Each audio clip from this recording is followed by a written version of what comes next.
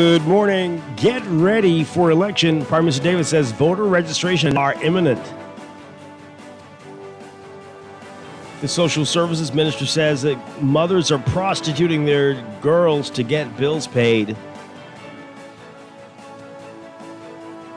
And that lawsuit against gun manufacturers fails in the U.S. It's all straight ahead this morning. I'm Dwight. Morning Blend.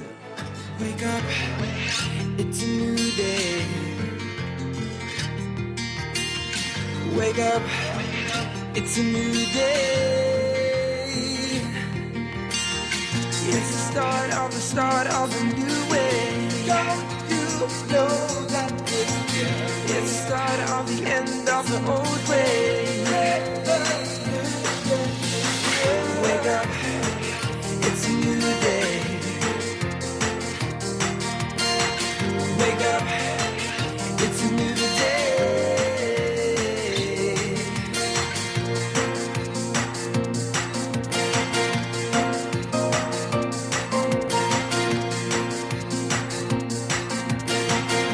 Good morning again, Bahamas. It is Tuesday, June 10th, 2025. This is Morning Blend on Guardian Radio 96.9. Again, I'm Dwight Strachan. In a moment, Laverne Gardner will be here on a Tuesday, filling in for Duquessadine. And Laverne Gardner will be in studio with us. This morning, the Kingdor Parkinson's Ball is coming up. We'll be talking about Parkinson's disease and the ball. Give you all the details you need for that later in business. We are analyzing the budget. We've got some financial analysts who are going to be here to talk about what's been drawing attention to them of what's in the 2025-2026 budget.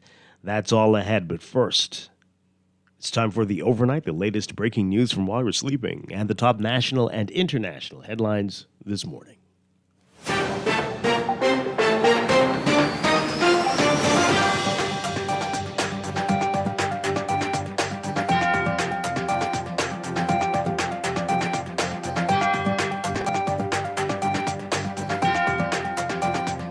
In the overnight, a 21-year-old man killed early Monday morning on New Providence. According to reports, a group of people gathered outside a business establishment on Cordo Avenue when a dark-colored Japanese vehicle approached.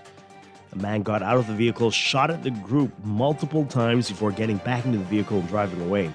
Two men, both 21, were shot and taken to the hospital in private vehicles. One of them died while receiving medical attention. The other listed in stable condition. Officials have noticed an alarming increase in the commercial sexual exploitation of minors involving mothers who are prostituting their children, their female children, to get bills paid. That's according to Minister of Social Services, Miles LaRota. He told Parliament that the criminal activity robs the children involved of their dignity, leaving them with trauma. He denounced the practice, calling on anyone aware of such practices to report the incidents to police. Speaking during the budget debate on Thursday, coming out of the Child Protection Unit is reports of an increase in the number of commercial sexual exploitation incidents where mothers arrange transactional sex between their daughters and adult males in exchange for payments of household bills. He said the girls involved range between the ages of 14 to 16.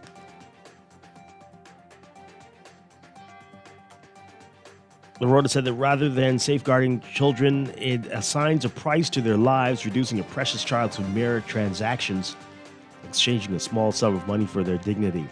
LaRota also said cases of neglect topped the list of child abuse incidents reported to the Department of Social Services. Touching on another aspect of his portfolio, he said the Department of Social Services has had to turn some people seeking emergency housing away because the demand outweighed supply. Is making an appeal to the corporate sector and the religious community to make long-term investments in facilities to help address homelessness and housing insecurity. Mexico's lawsuit against 7 American gun manufacturers alleging that those companies aided and abetted in unlawful gun sales that routed firearms to Mexican drug cartels has failed amid a high level of violent crime. The Bahamas Prime Minister Philip Davis announced in 2023 that joined a friend of the court brief in support of Mexico, which was seeking to hold U.S. gun manufacturers liable for the harm caused by their products. But the Supreme Court of the United States has ruled that Mexico's complaint does not plausibly allege that the defendants' manufacturers aided and abetted gun dealers' unlawful sales of firearms to Mexican traffickers. Mexico had alleged that the defendants failed to exercise reasonable care to prevent trafficking of their guns into Mexico and so are responsible for the harms arising from the weapons' misuse. It also alleged that the manufacturers were willful accessories and unlawful gun sales by retail gun dealers, which in turn enabled Mexican criminals to acquire guns. And Prime Minister Philip Davis telling a crowd of PLP supporters to get ready for the 2026 general election. Davis taking to the stage during a rally-style event at the Randall Fox Labor Day Parade Friday. Hundreds of PLP supporters dressed in yellow and gold shirts that read "Ride the Wave with Brave" took part in the march, which apparently kicked off the party's re-election campaign. The event, held at Clifford Park, was also a celebration of Davis's birthday, which was June 7th. Davis says that, quote, "We ought to get ready for what is to come soon. 1 year is not a long time. I can see that you all are already ready now."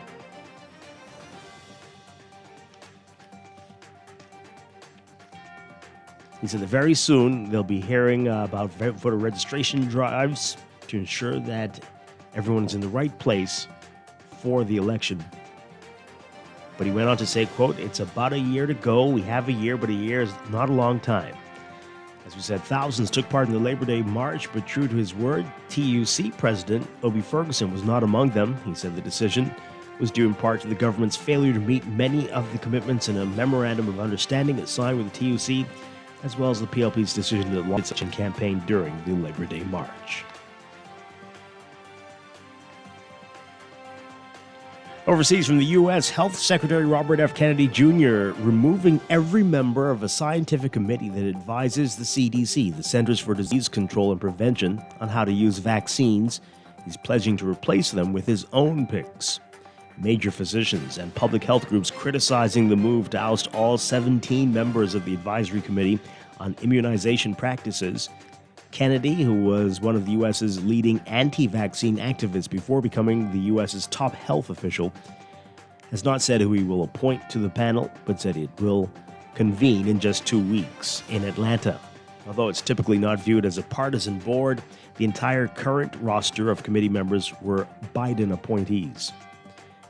When reached by phone, the panel's now former chair, Dr. Helen Kite-Talbot of Vanderbilt University, declined to comment, but another panel member, Noel Brewer at the University of North Carolina, said he and other committee members received an email late Monday afternoon that their services on the committee had been terminated, but gave no reason.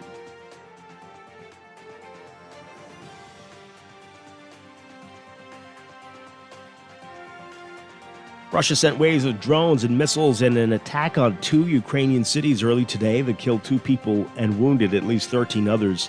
Ukrainian President Volodymyr Zelensky, Kyiv, one of the biggest in the war, and has raged for over 3 years, saying that Moscow's forces had fired over 315 drones, mostly Shaheds, and several missiles at Ukraine overnight. A maternity hospital and residential buildings in the center of the southern port city of Odessa were damaged in the attack. 2 people were killed and 9 injured in the city, according to a statement from the regional prosecutor's office. Israel deported activist Greta Thunberg today, the country's foreign ministry confirming this a day after the Gaza-bound ship she was on was seized by the Israeli military. Thunberg left on a flight to France and was then headed to her home country of Sweden.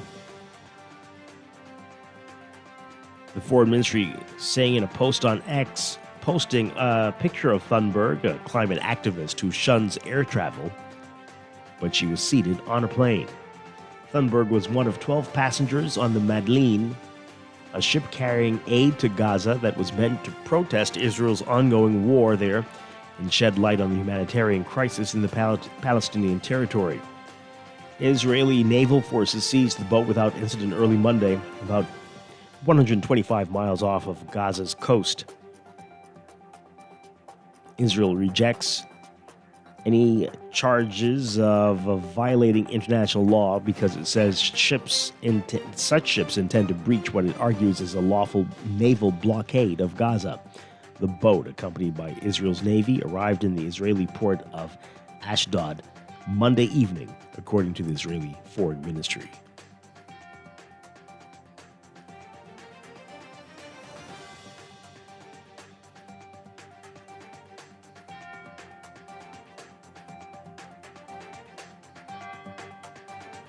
And Mexican state police killing 4 gunmen near the border with Guatemala, then pursued more suspects into that country in 3 armored police vehicles, where they engaged in a shootout in the streets of a border town.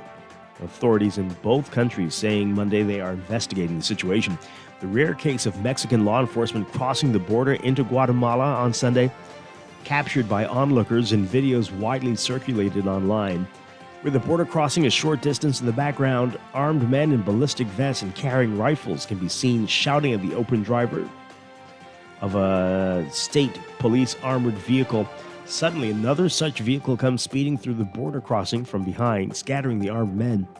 The initial vehicle reverses back towards Mexico, and a third armored police vehicle enters from a side street, slamming a civilian vehicle into the side of the other armored police truck. Gunfire erupts, with the police truck and civilian vehicles getting hit by bullets.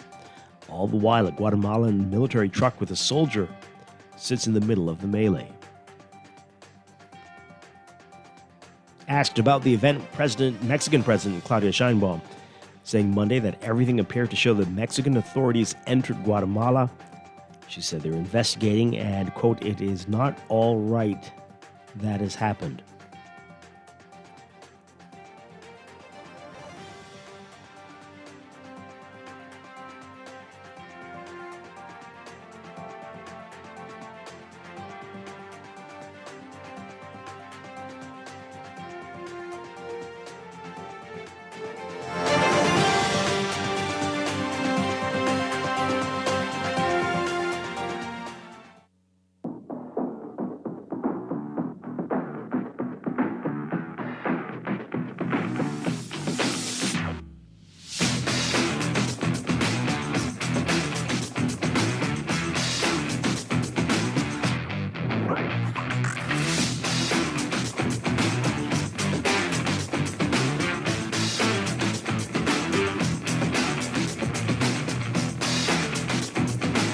In sports, a total of 8 junior athletes securing their spots to represent the Bahamas at the 2025 NACAC, the North American, Central American, and Caribbean Athletic Association Age Group Championships, with strong performances of the 2025 Bahamas Association of Athletic Association Age Group Trials over the weekend at the Thomas A. Robinson Track and Field Stadium. Athletes qualifying for the regional meet: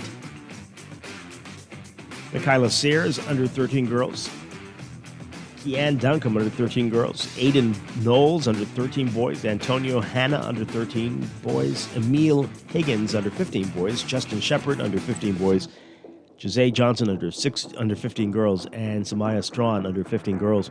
The top 2 finishers in each division qualified. More on that in today's Guardian Sports section.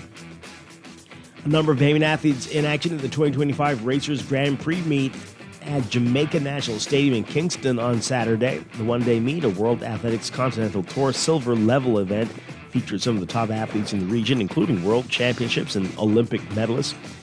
Devin Charlton, a 2-time 6th-place finisher at the Olympics, competed in her specialty event, entered in her best race of the season. Charlton second in the women's 100 meters hurdles, in the season's best time of 12.65 seconds, going under the World Championships qualifying time of 12.73 seconds.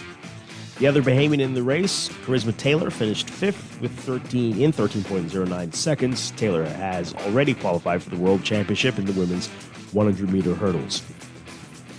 Anthonique Strawn was in action in the women's 200 meters. Strawn finished 4th in 23.11 seconds. Jamaican 2-time world champion in that event, Sharika Jackson, won in 22.53 seconds.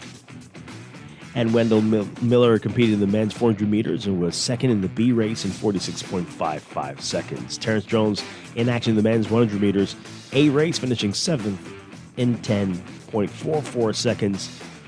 Laquan Nairn competing in the men's long jump. The Commonwealth Games champion in that event finished 8th in Kingston in a leap of 7.11 meters.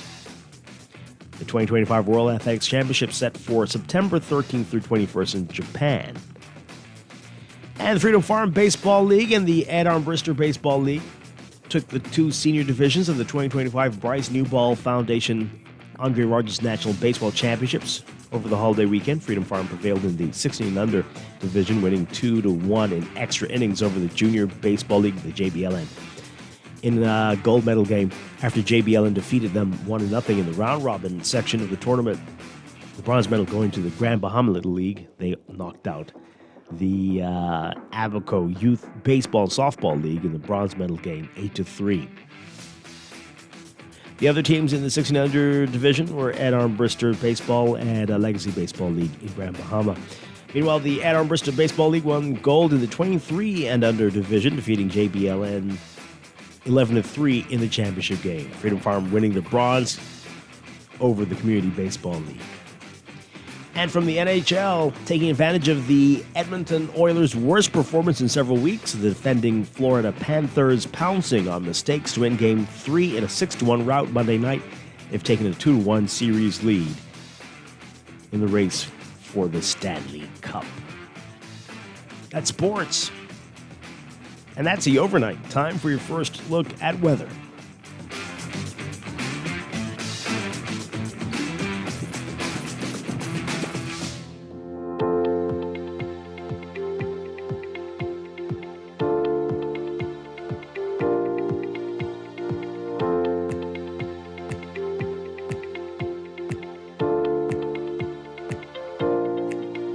Your first look at weather brought to you by Star General. Got a broad Atlantic subtropical ridge extending across the region. That's going to continue to support going to be the dominant weather feature across the area. That's going to mean fresh to locally strong winds, but deep moisture from the Caribbean Sea will trigger heightened shower and thunderstorm activity beginning tonight and over the next couple of days. So the deep layered ridging will remain quasi-stationary throughout the week, heading into the early part of next week, with a slow-moving tropical wave moving across the Caribbean Sea, and that's going to bring some brisk winds over the next few days as well.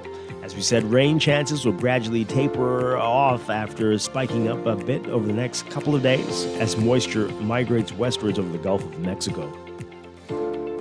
And then we're expecting another brief bout of Saharan dust by the end of the work week into the weekend. But this dry but fairly warm weather regime will stay with us into the weekend after the bit of rain that we'll see over the next few days. And early next week, stronger winds subsiding by Monday. So there is the potential for severe thunderstorms across the western parts of the Bahamas, mainly Bimini, Andros, Exuma, and Ragged Island. And the heat index and UV index are going to be high, so keep that in mind over the next few days.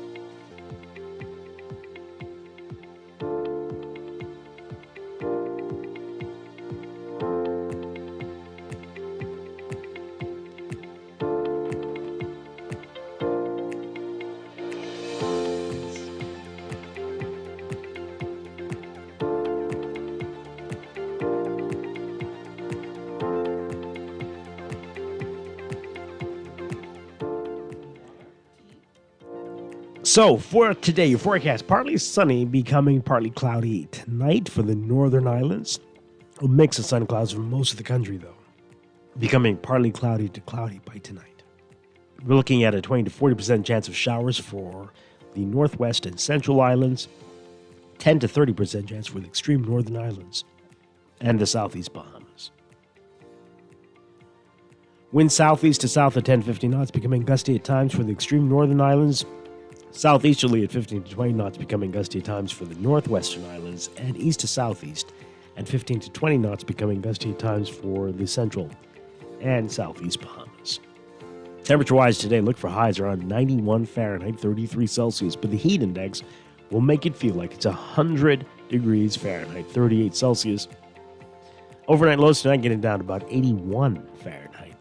27 Celsius. That's your first look at weather this morning. You'll have an extended outlook and a look at the tropics coming up in just a bit. This weather check brought to you by Star General Insurance, made simple.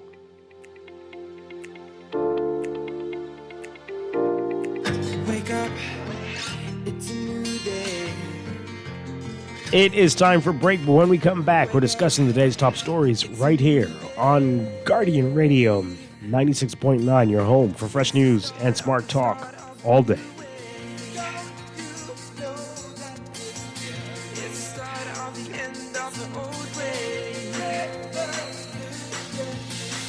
Wake up, it's a new day. Wake up, it's a new day.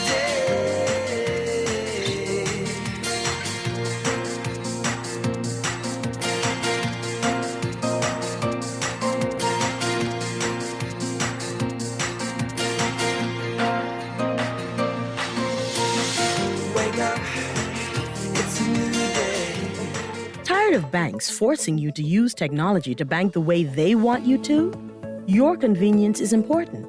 So no matter what your banking needs, Commonwealth Bank's friendly staff are always available in branch for that personal one-on-one service. But when you choose technology, our online and mobile banking app offers you state-of-the-art functionality. The choice is yours. Commonwealth Bank. Bank the way you want. Screws and Fasteners World, Balfour Avenue and Palm Beach Street, has those hard-to-find fasteners for you right now. You can find stainless steel regular hex, carriage bolts, galvanized bolts, threaded rods, nails, self-tap screws, sex bolts, anchor bolts, turnbuckles, masonry tools, hand tools, and we have the rope selection and car body fasteners too. Special orders are welcome. It's your #1 fastener store. Screws and Fasteners World, Balfour Avenue and Palm Beach Streets. Call 326-1976. Planning for retirement can be overwhelming, but with CB, tailor-made individual, group, and pension solutions that take the guesswork out of retirement planning. Whether it's for you or your company, don't leave your future to chance and let the trusted hands of CFAL's experts guide you toward peace of mind and financial stability. Low upfront costs and affordable monthly payments make it easy for you to build wealth so you can live well. Visit us at cfal.com to start on your path toward financial freedom. CFAL, growing wealth for future generations. It's official. The BYD showroom is now open at the mall at Marathon, and it's like a portal into the future. Sleek rides, cutting-edge tech, all from the world's #1 electric car brand. Slide through for a free coffee at the Dream Bar and let the Easy Car Sales team show you why everyone's falling in love with electric. Rain or shine, it's cool, comfortable, and convenient. Open 10 to 6 daily through the food court entrance at the mall. Your electric journey starts now. Family life is full of joy and challenges. With a Fidelity personal loan, you can handle life surprises while focusing on what matters most. From home renovations to unexpected expenses, our loans are fast, reliable solutions to any problem life throws your way. Make that move today. Call 356-7764. Fidelity, we're good for you. Guardian Media Group and Going Places Travel want to take you and 3 others on a 7-day cruise to Panama, Colombia, Curacao, and Aruba on Royal Caribbean Serenade of the Seas. And here's the best part, no visa required. That's right, no visa required. You have 4 ways to enter, 4 ways to win. 1, fill out the form in the Nassau Guardian. 2, listen to Star 106.5 and Guardian Radio 96.9. 3, follow us on Facebook and Instagram. 4, or make a purchase at Going Places Travel. Entry deadline is June 27, 2025.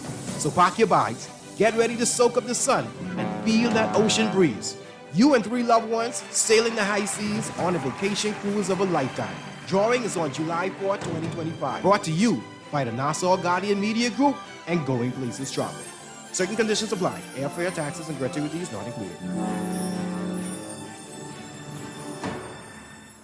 Maybe it's time to explore your options. There's no harm in reviewing your mortgage arrangement and considering a better deal. CIBC Caribbean can help you narrow your search and decide. Switch your mortgage to CIBC Caribbean and enjoy a special interest rate and help towards your switching cost. Visit CIBCFCIB.com/inspired home for more information. Conditions apply.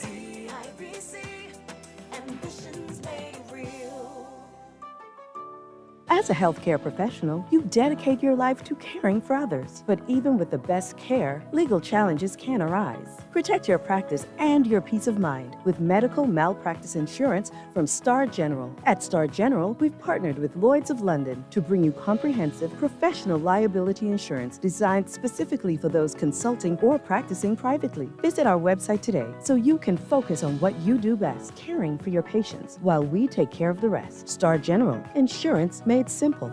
Wake up, it's a new day.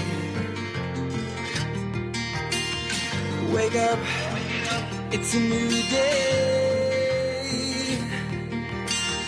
It's the start of a new way. Don't you know that it's the start of the end of the old way. Wake up, it's a new day. Wake up, it's a new day.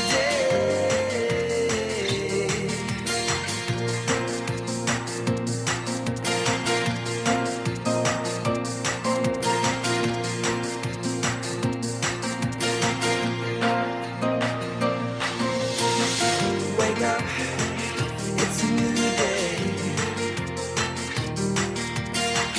Wake up, it's a new day. Wake up, wake up.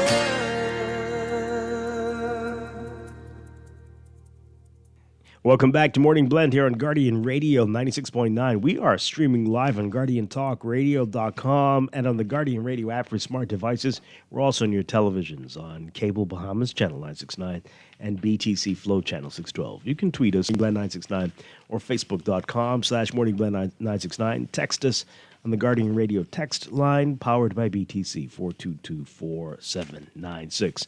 Standard text rate supply. Once again, I'm Dwight Strachan. Joining me now in studio, filling in for Duquesa Dean, who is under the weather, unfortunately, and hopefully will be back with us soon. We wish her well. But we are very pleased to have with us again in studio. Again in studio. Didn't I say that I would be back in studio this week? No, you didn't. Yes. Remember, No. you had me to commit to like a whole slew. Anyway. So you're coming tomorrow Good too? morning. Laverne Good Gardner. morning. Good morning, everyone. 2 days to in a all of our row. listeners. You might as well move to Nassau. Watch this. Right. Okay.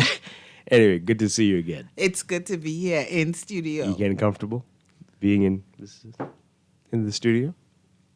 Isn't it better than Zoom? Well, though you it does try have to- its perks, but Zoom also has its perks, doesn't. right? What? Yes, it absolutely does. You don't get to see me. Well, that's not a perk. But, you know, I don't have to get dressed. because Anyway, we are very happy to have you with us. I'm again. happy to be here, Dwight. I am. And you should come through tomorrow if you're still here. I'll think You think about about it. it? You get I'll to think see about Chester it. tomorrow. That is true. Now, Yeah. that is a See? plus. You should see how she lit up just now. Yes. Okay. All right. Well, good to have you again.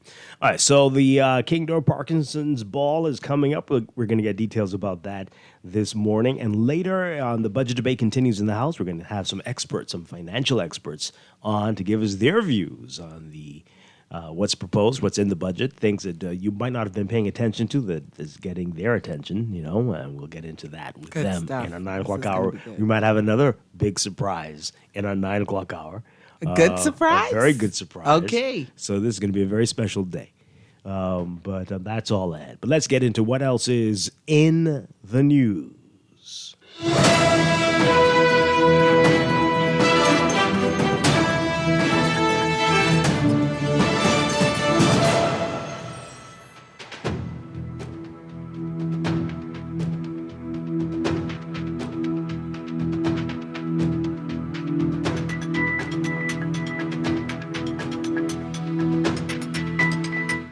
So a lot to talk about in the news. Of course, Laverne, you were here for a special event over the weekend. Yes, the Restore Her Retreat with DeQuessa and Dwight.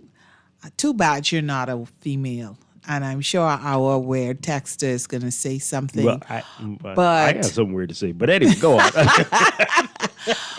But honestly, Dwight, that I've never attended, I've never been a part of a retreat like that. She and her team, and I was so happy to be one of the coaches, created such a safe space, such a nurturing environment for all of the attendees. It was a beautiful experience. So I'm saying to you, ladies, if you're out there and you're thinking, you know what, I need a getaway, I need to take a break, DeQuessa Dean. Okay. So she's only doing it once a year, though. I think she has another event coming up in November. All right, so I know she'll be back to tell us. Yes, so about she'll be able to give more details about that. But it was so carefully and beautifully curated from beginning to end. Wonderful. And I'd be remiss if I didn't shout out because she is a listener. One of the attendees, she is a listener. And I was speaking with another attendee and she stopped and she said, I know that voice anywhere. You're wow. Laverne. So I want to say good morning to Jeannie. If you are listening, I hope that you are. I promised that I would shout her out. Okay. All right, wonderful stuff. Oh, and also good morning to Vaughn McCoy in Grand Bahama. I've been promising to shout him out I don't know how long. Listeners as well. Okay, wonderful stuff. And you look refreshed. You look like you had a great time. I did. Yeah. I absolutely did. And that was one of the things about the retreat. Even though we were there as coaches, we poured out, but we were also poured into an excellent event. And I'm not just saying that because DeQuest is a friend, but it is an excellent event for women who really want to experience a self-care reset. Excellent. And good job, DeQuessa. Wonderful stuff. And again, as you said, our friends, our texters are going to say, DeQuessa, you got to do one for the guys. But Dwight, you should they do should one do for it. the guys. Oh, yes. Okay, we'll see. Okay, well, guys, you know what that means when he says that. That doesn't mean anything. But the place I dropped you off on Wasn't it Thursday. beautiful? That place alone. Yeah. I mean, I could just be there not talking to anybody, and I'd be fine. No, No? Dwight. You don't need to hear anybody speak. You need to create a men's retreat. And that was the other thing. It was not overloaded with information, going from speaker to speaker, because sometimes you can go into overload. Yeah. There were breaks and just a time of rest and, getting back to yourself. And so, Nice. Excellent. Glad to hear it. All right. So there's a lot to talk about, including Prime Minister Davis saying, get ready for election. He says a year's not long, especially when things happen before the year's up. Right. So, but we don't know. We don't know. We don't know. And that's they the all thing, like to though, pretend like Dwight. they don't know. The Prime Right. Minister. They already know. It's They like, already know when they're going to have. I'm sure at this point, the Prime Minister already knows when he's going to call election, which every time I say it or I say something around that, it really bothers me because this should not be the best kept secret. Like, I'm going to spring it on you. Like, what? Why don't we know? And that's not just particular to this government because it's crazy. Why don't we know that election is going to be held on May 5th? Of 2026. It For could those happen. people who are just tuning in, this is a hypothetical. I don't want anyone who's just tuning in to now then It'll go be and all say the election is She May 5th. said it. I heard her on the radio. On Guardian, they said May 5th. I'm just saying we should know. And I think that we've been talking about this ad nauseum forever. Yeah. It's this, I don't know what's power to just be able to say I can do it whenever I feel like, but come on. And I don't think that's a difficult process. It's not. Though I'm not in government. It really isn't. I don't think. But you know what? What I've come to realize over the years, and I'm sure that you've realized, nothing is really difficult. No. If they want it done. Exactly. And maybe we have an issue. Maybe we're not talking about it enough as a people. Really advocating for a fixed election date. It's crazy that only one man or maybe even his team should know, and no one else knows. Yeah, it's insane. It's insane. Again, we can see what they've done in the UK, where they used to have this type of foolishness going on, but they've changed that.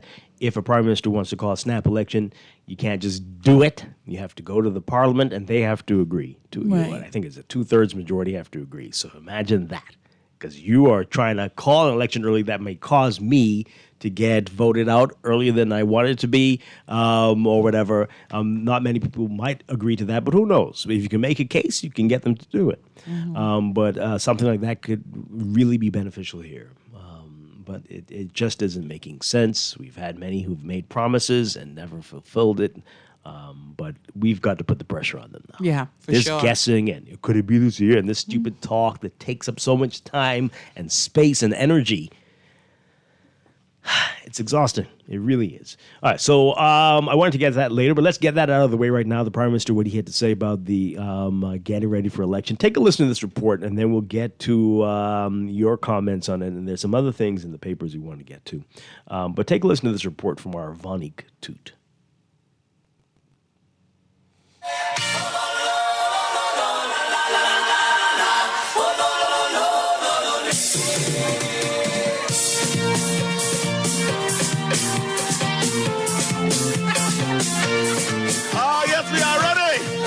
Progressive Liberal Party leader Philip Davis urged a crowd of PLP supporters to get ready for the 2026 general election, as major announcements will soon be made. He took the stage on Clifford Park as party members gathered to celebrate the Prime Minister's birthday. As we are here, some other things will be happening soon, and so we all have to get ready for what is to come soon. 1 year is not a long time. 1 year is not a long time. And I can see that y'all are ready right now. His comments come weeks after PLP Vice Chairman Obi Roberts told supporters that the governing party would launch its 2026 re-election campaign on Labor Day. Davis told supporters there are certain things they must do before the election is called. But I just want each and every one of you to not just say you're ready now, but I need you to get ready. Getting ready means that you talk to your children, you talk to your fellow worker, you talk to your cousins, you talk to your neighbors, and let them know the time is not far, that they need to get themselves ready to be ready for election. And very soon you'll be hearing announcements about going and getting yourselves sorted out, getting your registration verified to ensure that you're in the right place where you ought to be. Very soon you'll be hearing about that. And very soon you'll be hearing some more things that leads up to an election. But like I say, it's about a year ago. We have a year, but a year is not a long time. There has been speculation of an early election, but Davis has said there are things his administration would like to accomplish before the next election. An early election was called in 2021 under the F&M government. The PLP won 32 of the 39 seats in Parliament. Reporting for the Guardian News Network, I'm Vonik Toot. Okay, all right, get ready. A year is not long. Yeah, so some people like it. I think people like this. This is a game, Laverne. I suspect. You think election will be this year? Oh, election gonna be early. Oh, this is so stupid. It's stupid. It's very stupid. What?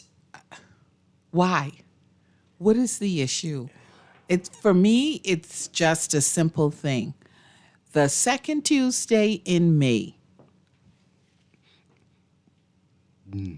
Sometimes every it's 5 years. No. I'm just saying. But it couldn't be that one. But yeah, because whatever. Occasionally, yeah, you could have some issues. Why? Depending on when Easter is, and then you could have.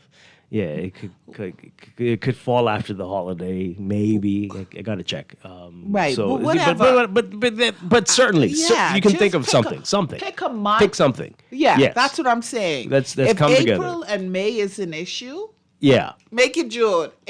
I don't care. Yeah, something. But we should have a date that we know the second Tuesday, the second Wednesday of whatever month, that is when election is going to be every 5 years. We know. I hear you. Let's talk about it. Let's hear from you. 323-6232, 325-4316, 325-4259. Call us toll free, 242-300-5720. I think it will require a constitutional amendment, but no big deal. We'll have it'll require a referendum. But again, don't make the referendum complicated. Simple question. It's one thing. And just do that one thing. Yes. Don't add anything to it. Right. Don't put any stupid language in there. Just Don't get a lawyer to write it. Just make it easy. Would you like to have a fixed election date? Yes or no? Yeah. Don't put anything else. Don't put be it resolved. Nothing. None of that. Nothing. Because if you put this word there, it means that it could be once the planetary formations are no, nothing like that. No, just would you like a fixed election date? Mm-hmm. And then you go in and you either check yes or no. Don't even put another option. I can see them saying, do you want the fixed election date to be in May? No. Or B, would you want the fixed election date to be in September? No. Or C, would you want... No. And then it gets all crazy. No. Let's hear from you. Caller, good morning. What say you? Caller, good morning. We cannot... Let's take that call. Good morning, caller. You're on the air. Good morning, Dwight. Hi. Good morning, Levine. Good morning. All that lobbying I do for you, you're finally in town. You're finally in town. Who is this? Is this Muff? Yes, this Muff. Hi, Muff. Yeah, man. Man, I thought you were gonna call last week. When was that? I tried. Thursday. I tried getting, man, but the morning blend got 3 dominant callers in the morning. Grammy Boy, the fellow from the COI, and the fellow with Simmons. What happened to the insurance during the hurricane? They dominated the show. I tried calling just now. It was busy. Sometime I told Dwight to say, this is the last caller. When he said, good morning, Glenn, I say, hello. When I look another caller on. Oh, boy. But Dwight. Hi. But 3 weeks ago, the one on the news, of a month ago, the Freeport news. So, Dwight, I finally get put a face to the voice. Okay. Finally. Okay. Yeah, and after seeing the wine on the news, I see why Mark Gardner was around for 31 years. I'm willing to be around for 31 times 2 more years. Yes, nice looking lady, man. Nice looking lady. Thank you so much, and happy to hear your voice this morning. Yes, man. And then on the topic, they will use that as a strategy against the opposition. Like they always say it. They will catch them with their pants down. But this one has upset me. If you go to their plan, our plan, all of this in our plan, though, fixed election date, freedom of information act, and all of these things, local government for New Providence, they dangle a carrot in the front of your face during election time, and once they don't get in, it's a different story. That's why they get voted out every 5 years. Because they ain't up front, they ain't honest. Yeah. You see? Absolutely. Yeah, that's what's up.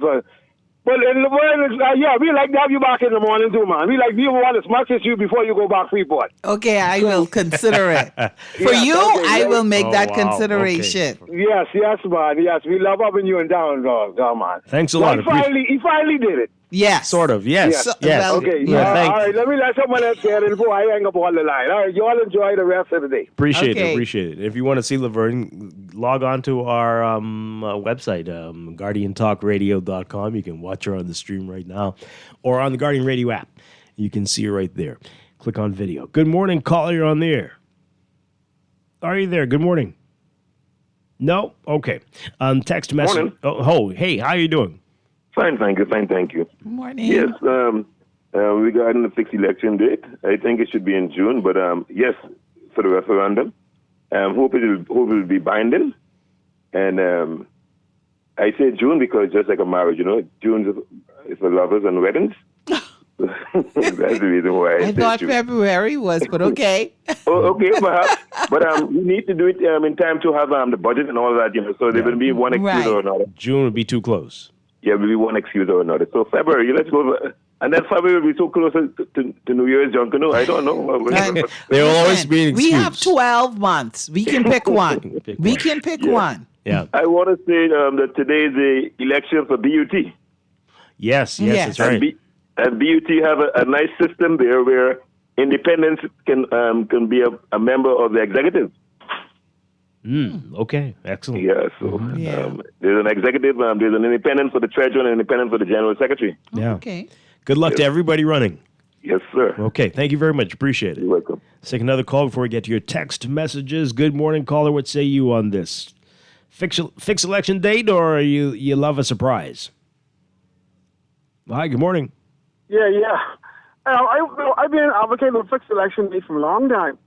But I remember over the weekend, right, I saw a video where this PRP supporter was getting cussed out by another person, right? And I was saying, I kind of agree to why you would cuss someone up sometimes, because these folks, like, they'll be supportive of things as long as they're in opposition, or so as the government wins the election. Like, they forget about everything they were campaigning for. Unlike fixed election date, Freedom of Information Act, transparency in government, independent boundaries commission, like, all these things are campaigned on by these governments, at least on opposition. And every time they get in government, all of a sudden things become a priority. And it's like, when are the Bahamian people going to actually get what they want and stop having a lot of these jokey politicians who just get in office, clown around, think they're into the game, and just in it for the money? So I think you need to start cussing someone out and telling them how you feel, because they don't take it seriously. They've been asking for these same things for years and years and years and years. Promises, and no one takes it seriously. You know what I'm saying? Like, when you ask Prime Minister Davis about details of the Freeport sale or the lead sale in Freeport, he said basically CYC. I'm like, how could you tell CYC to Bahamian people who you supposedly work for? But, you know, that's just my advice, man. Did he say that? I don't think he said that. He basically said CYC, Dwight. If you ask somebody about information, they said, that's none of your business. That's what they're telling you. Okay, all right. Well, it's a bit. I hear you. A bit of a stretch, but I hear you. But you need to be more vocal. I don't know about cussing people out.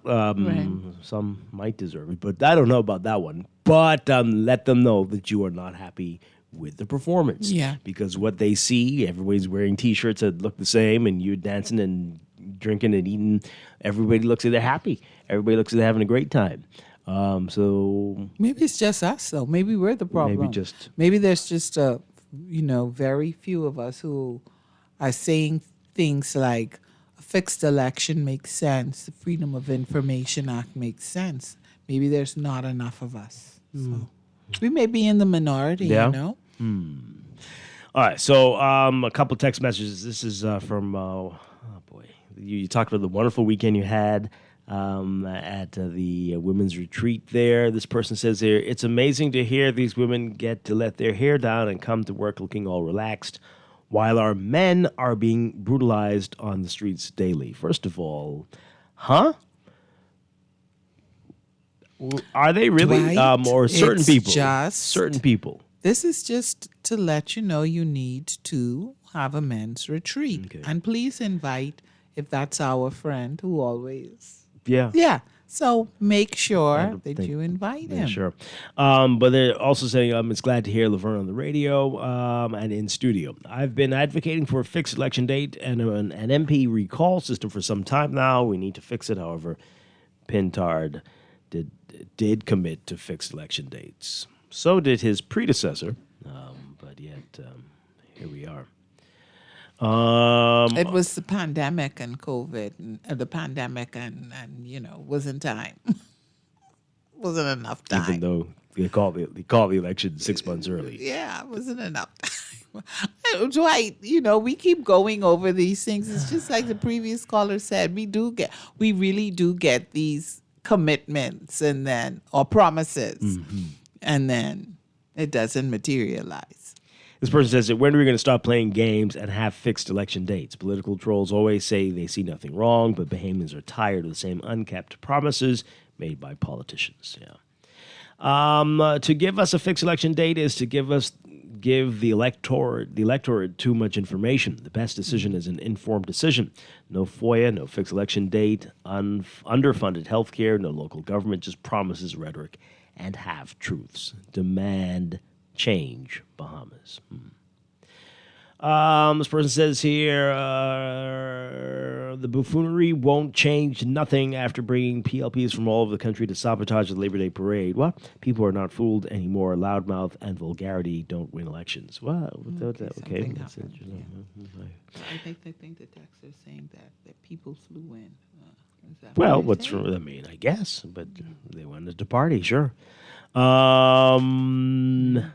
This person says here, no, you don't understand what I'm saying. There's also Whit Monday. There's the Whit Monday, which moves as well, can be as early as May, and as late as what we just saw over the weekend. So there would be potentially a holiday weekend in May. You can't just fix it because it might be the day after a holiday, which nobody wanted to do. Again, Dwight. Unless you put it in the Constitution. I'm so sorry that I said the second May. Tuesday in May, unless the Monday is a holiday, then it'll be the third. It doesn't have to be May. How's that? Right. Right. We have 11 more months to go. It doesn't have to be December, you know. My. Hi, Dwight. Why are you ignoring the case of the Bahamian student in America who was just convicted of child porn on his laptop and got 18 years? Who is ignoring it? But, I mean, that person's an idiot. And who cares? But we aren't ignoring it. Just like one stupid Bahamian. We don't have time to talk about that. So, yeah, get over it, texter. Okay. Third Thursday in August. That's what they're recommending. Whatever it is, you know, whatever, Dwight, whatever you choose, that's what it is. We don't even have to argue about it. It is what it is, right? If it's then, if it's August, if it's November, if it's July, we just know that is what it is. Mm-hmm. All right. A couple more calls, and I want to move on to a couple other big stories in the papers today. Good morning, caller. You're on the air. Hey, good morning, Dwight. Hi. Hello? Hi, good morning. I'm good morning. Good morning. How are you? I'm fine, thank you. Amen, everybody. Amen. Are you in the Nassau? I am in studio today with Dwight. I'm for that right now. Dwight. You know, the march what we saw last Friday, right? That was a renter march, right? That was renter crowd march, right? So we ain't taking that serious. When it comes to the voting day, right? Yes, we need to have a fixed permanent day, right? Because you know the leaders they just be showing us that like, hey, y'all really don't have no worth, you know, because at the end of today, is what we want, y'all have to follow, right? It's not what y'all want, what we want. So we need to get this mindset out of our governance, right? I think the Prime Minister has turned 74, right? And the other day, so I mean we are past the age right now to put things in place that the next generation. Because when you reach that age, right, we're supposed to be focusing for the next generation and not the people who we see today. You guys have a nice day. Okay, thank you very much. I won't go. A renter crowd? No, I mean, there were unions, labor. You're talking. I think he's talking about with the parties, with the political parties. Oh, okay. I mean, what the? I don't think so. No. But anyways, I get what you're saying, caller.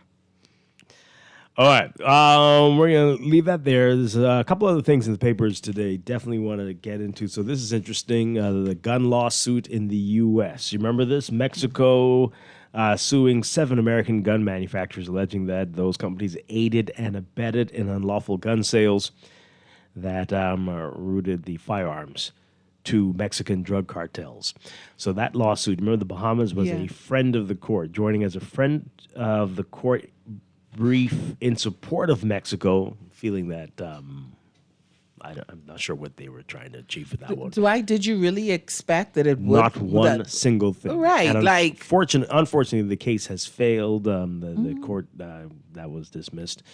No surprise. Yeah, but we're going to have to try some different tactics to deal with our gun crime issues and the gun obsession that many people in this country seem to have. Absolutely. I guess it was a maybe valiant effort. I don't know, but you can't. Again, little cars are killing people. You can't sue the manufacturers to say that Right. when you are killed in a car accident, right? Unless there's a default of the car. But you crashed your car to somebody else and caused them to die. You don't sue Mitsubishi for that or whatever. You know what I mean? Hey. Why did you actually call a brand on it? Just saying. Just so you can get what I'm talking about. Right? So this is another, I don't think anyone's surprised by this, but the minister brought this up during the budget debate. This is Social Services Minister Miles LaRota. Mothers prostituting their daughters to get bills paid. Artenika Thompson writing about that. Officials have noticed an alarming increase in the commercial sexual exploitation of minors involving mothers who are prostituting their female children to get their bills paid. LaRota denounced the criminal activity, saying it robs children involved in this of their innocence. And it's really just an awful situation, eh? Yeah. And, man. And you know what, Dwight? The sad part about it is that this isn't new. No, we've been hearing about this for a while. Right. This isn't new. Yeah.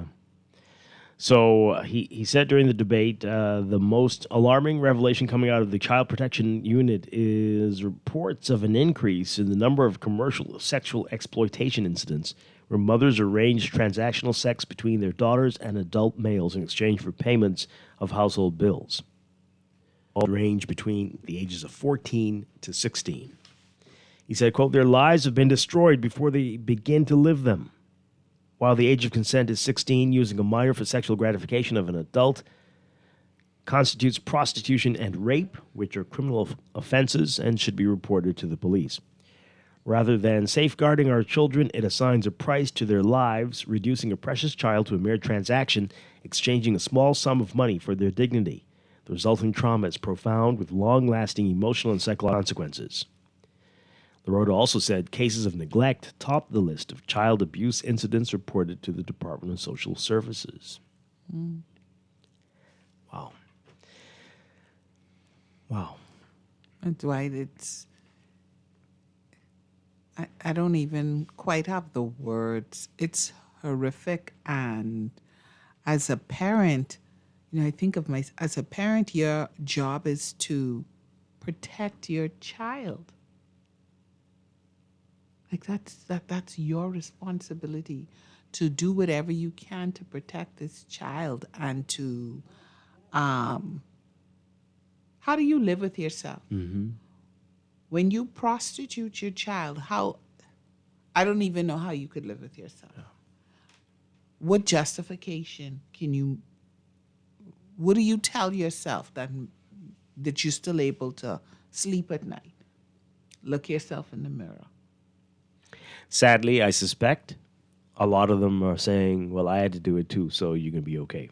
So the cycle and that's, of I suspect that is unfortunately what they're saying.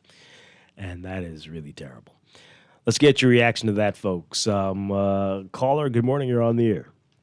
Hey, good morning, Dwight. Hi, good morning. Good morning to beautiful Miss Gardner. Yes, good morning. Yeah, pleasure hearing your voice and nice to know you in the capital. Yes, good to hear. That's right. Just before I make my comment on your last concern with the prostitution of young females, I want to also give my support to the third Thursday in August, a date I thought is best because, the summer students are still home from college, schools are still closed, and if they're going back before that time, they can vote in an advance poll, and parents get an opportunity to plan their vacation, to be in time to vote. And then we have to probably change the fiscal year from July 1st to October 1st. I believe that'd be a good thing. As relates to this, which is your topic now, it's very sad that this is still happening. This has been happening for a while. I've been hearing about it, while I was president of the union, a number of persons who had friends who were doing this would have said certain things, I think on the borough funds, they might help them out because they prostitute the children, that sort of thing. Wow. Two things I always just concerned with. One was when young kids, young females under the age of 16 get pregnant. We never try to find out who's the father, or we don't know law in place or no policy in place to govern that. Because if these children are having kids at age 14, 15, that's unlawful kind of knowledge. They didn't have the authority, the power to give consent. Right. But nobody's ever been brought before the court and charged with impregnating a young girl. I think we need to start there.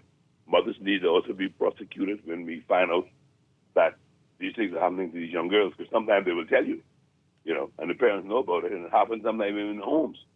While I sympathize with the fact that some mothers finding it hard to make ends meet in terms of paying rent and feeding the kids, it is wrong, wrong, wrong. So we got to strengthen our social studies programs in school now and focus on the importance of these young ladies knowing the importance of their bodies, the importance of keeping their virginity for their husbands or until they're old enough to make their own decisions. And that's what I think, and let them know what does says the Bible on these things, and the risk they're taking of being exposed to sexual diseases. So I believe we need to educate them more. And we got to do it from a very young age. Remember that they get private school around grade 4 or 5, and you start teaching them these things so they can know how important their body is to them.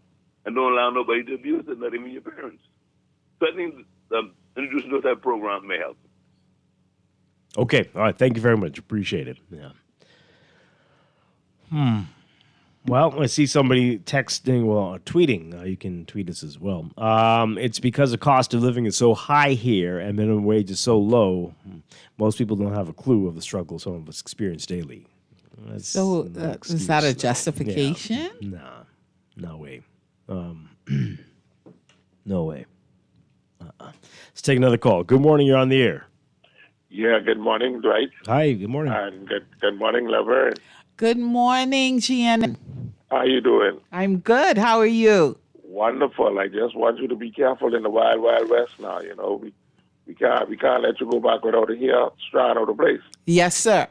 Yeah, thank you very much, Dwight. I want to backtrack to the PLP thing and the fixed election. Did I agree with you all that we should have a fixed election date? Why they've been doing it like this for so long, I don't understand. But the Labor Day parade, here's my analysis. It was a 40% success for the workers and a 70% disaster for everybody. First of all, Tammy, those lost their lives on that parade due to uncontrollable vehicular traffic. And what I saw, there was like 3 or 4 huge 18-wheelers on that parade, that close to the people on the side of the road, people moving in and out that parade. I had to put my vehicle on the sidewalk to get some assistance so those trailers could pass East Street and Bay Street. They could not. It was 40% success for the workers and 70% disaster for the party. That should never be done again. And the fact that vehicles took over that parade at the back there.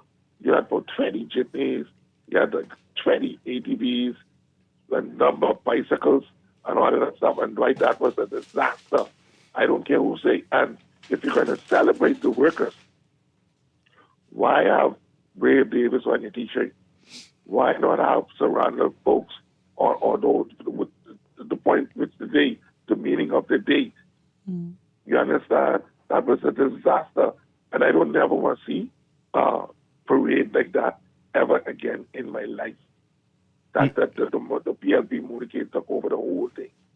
Defeated the purpose. Now, there was a person out there I would like to really send a shout out to. I met this young lady. Her name is Anya. And if you see her, she looks like a small beauty queen, right? Right, small, about 910 pounds. And right, that young lady took up the biggest bass drum in the Valley Boys, and she beat that drum. Wow. I couldn't believe that, right? That drum was big enough. Nice. And she made it from East Street all the way around to Cathedral. So Anya, from Grammy Boy, you call me Grammy Boy there, special hello to you. Thanks, Dwight. Okay. For taking my call. Thank you very much. Appreciate it. Right. This texture says, if they have evidence of child prostitution, have there been any arrests and have charges been brought against any of the mothers? Yeah. The minister did not mention that, it seems. No, he did not. And what about the men involved? Everyone. Charges should be brought up against everyone involved in any way, mother, father, and not just prostitution. I mean, and I know that he said your daughters, but we don't, boys too. Mm-hmm. Yeah. So everyone who is involved, if you called someone and told them, go see Miss So-and-so, charges should be brought against you. Everyone, every single adult involved. Yeah, absolutely. What are the consequences for destroying a young child's life? Yeah, there should be some serious ones for that, indeed. This person says here. Okay, I can't interpret that. I'm sorry. I'm trying to understand. The minister told the Bahamas the reality on the ground. All of the nonsense regarding the economy this or the economy that does not reflect this society, within the society. I thank the minister for telling people just how bad Bahamians have to the point that they're resorting to prostituting their children. Yeah. It's very sad. Some of them are saying you don't know what's happening in my home. You don't know what I've been through. Or popular one, who are you to judge me? This is what they're to your question, right? Mm-hmm. You need to mind your own business. This selfish act blinds them to the issue of what's really going on. It's terrible. It's terrible. This person says, we're often disgusted when we hear about incest involving fathers, but this latest revelation shows that there are mothers out there who are sick in their heads. Yeah. Sell your own body and leave the innocent kids alone. Okay. This person says here, I don't support a fixed election date for a general election. My reasons are because I enjoy the rare catching them off guard. No fixed date ensures that opposition is on the A game. The fact that nobody knows the date makes the election more interesting. I'm not going to vote for the PLP anyway. I think this is some politician setting this text message as a text. Yeah, because that's what we should be doing with the lives of the people of the Bahamas, making it exciting and interesting. I know. I think we can find catch our them own off guard. Entertainment. It doesn't have to be election. There's a lot of stuff that you can watch. It's crazy. Texter, right? As opposed to playing games. Oh, okay. Here we go. I've been saying it for years. Single mothers are destroying our youth. This is a silly text. Single mothers have been prostituting their girls and forcing young men to work at an early age a long time now. I would also like to reveal that we have adult females selling their bodies for money in online groups untouched by law and enforcement. All single mothers should hold their heads in shame. Texter, I don't know what's wrong with you. Yeah. I really don't know what's going on here. Yeah, are you playing with us? Please stop the playing with the text. Honestly. Now you have to stop reading it. That's just that is so foolish. Yeah. And then to brush a whole grouping of people, single mothers, right? Yeah. Are you crazy? That's offensive to me. That's especially offensive to me because I was raised by a single mom. Ah, boy. This is ridiculous. Anyway, a mother prostituting her daughter should be met with the same consequences of scummy fathers molesting their daughters. I hope that social services are pursuing criminal charges on the facilitator and the subject engaging in such acts. Yeah, indeed. So I said that person who said the text is a politician. They said back, politician sending a text? Question mark. Well, then you shouldn't be talking like this. Because that would only benefit a politician. I don't understand how that benefits you the logic. as a citizen of this country if the opposition's caught off guard. And they often win. And then they're caught off guard, yet they still win and are totally unprepared to be the government of the Bahamas. And we get a lot of what we've been getting. So does that make sense? Makes not one bit of sense. I'm sure in their parties, so they all determine when we're going to start, when it's coming into an election year, when we're going to start campaigning, right? They already have a date when they're going to launch their campaign. So just pick a date. Let's just have a fixed election date and don't worry about it. And that way nobody is rushing around. Nobody is caught off guard. Everybody knows you prepare and... They're never caught off guard. We're in election mode every day. You know it. Every day. They already have all the flyers prepared. They have everything done. So election day, only like you the are day caught off after guard. election. The poor teenagers who just turned 18. Yeah. Those are the only people who are caught off guard because they're thinking, I still have a year. And nope, snap election. But that's what they want. They want you to be caught off guard. But oh well. We're going to break for news, folks. When we come back, more of what's in the news to talk about, including some interesting comments from the Minister of Education and a whole lot more. We lost Sly Stone over the weekend. So we're going to play some of the songs from Sly and the Family Stone this morning. We'll be back. This is Morning Blend on Guardian Radio 96.9.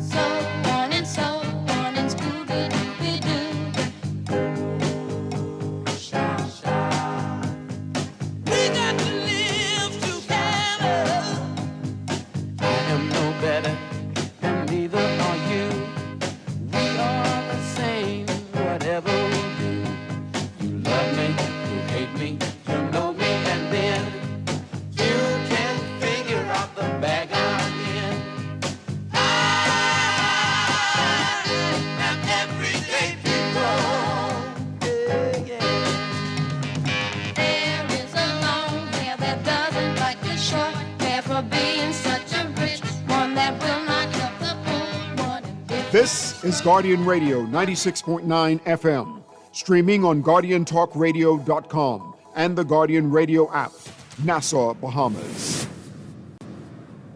Don't shop at Sherwin-Williams then. Don't get the best service in the Bahamas then. The love is really, really strong in Sherwin-Williams. We don't just sell paint. We service you with a smile, good hearts, mind, soul, and body. And we love our customers as much as we love ourselves. Yes, real talk. I'm not just saying this Real talk. to impress myself. We love to go beyond with customer service. So they feel delighted to come in Sherwin-Williams because they know Agony or one of our other wonderful staff members. We treat our customers with the respect of our boss because there are many paint companies they could choose to go to. No, baby. If they go to some other paint companies, so I gonna get this little thing at the end of the week. We want to make sure you get that little ting, Shelley. Come visit Shelley and Dee Dee at Sherwin-Williams, Bahamas, and you'll surely find colour in every day.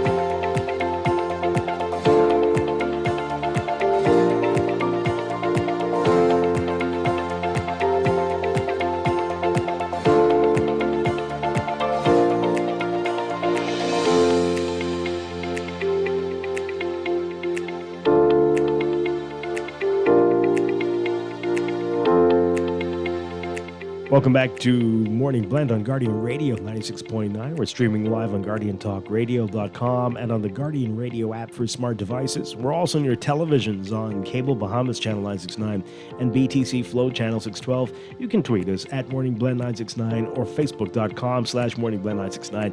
Text us 422-4796. And now at 8:24, time for another check of your weather for today, brought to you by Sherwin-Williams Paints.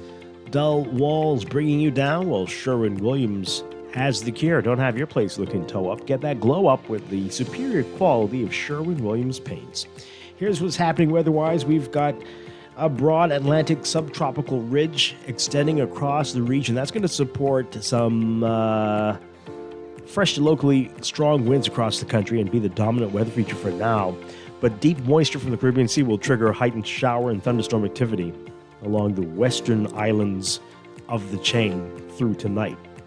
So the deep layered ridging will remain quasi-stationary over the country throughout the week, heading into early next week, with a slow-moving tropical wave across the Caribbean Sea, keeping relatively brisk winds in place for the next few days. Rain chances will increase at first, but will gradually taper off as moisture migrates westwards into the Gulf of Mexico, followed by a brief bout of Saharan air layer, the Saharan dust, moving across portions of the islands towards the end of the work week.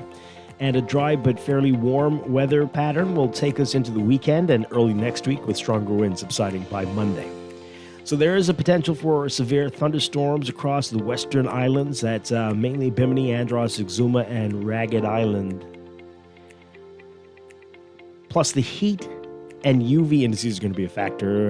You're advised to remain hydrated, limit outdoor activities if you can, and to wear sunscreen and sunglasses. For swimmers, rip currents, there remains a moderate to high risk of rip currents for all eastern and southern shorelines, as well as Atlantic waters. Beachgoers and swimmers are being advised to remain onshore in the southeast Bahamas and exercise caution for the remainder of the country. Your forecast for today for the extreme northern islands: partly sunny today, becoming partly cloudy at night, a 10 to 20% chance of showers by this afternoon, but 20 to 30% chance across Bimini. For the rest of the northwest Bahamas, a mix of sun and clouds, becoming partly cloudy to occasionally cloudy tonight, 20 to 40% chance of showers, especially over Andros, thunderstorms as well.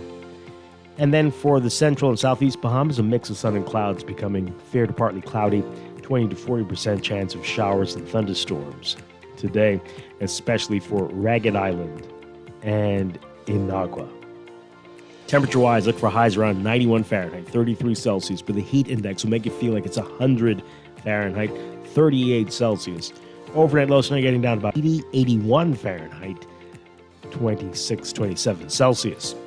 In your extended outlook for Wednesday tomorrow, partly cloudy across the northern and northwest Bahamas, a mix of sun and clouds, and hazy during the day, turning mostly fair at night for the rest of the country. A 20 to 40% chance of showers over the northern Bahamas.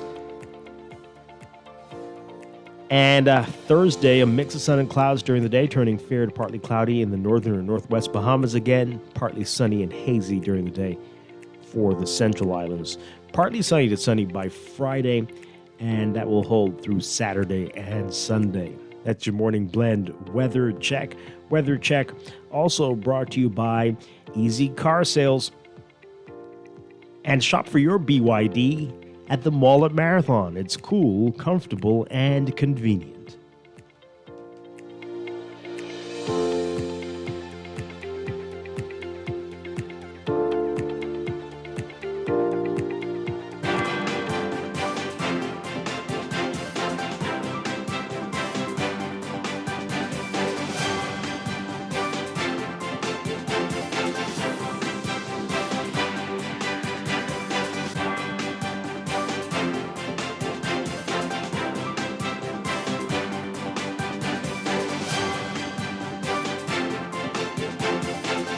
And time for a check of traffic brought to you by RBC. With RBC, reaching your goals happens here.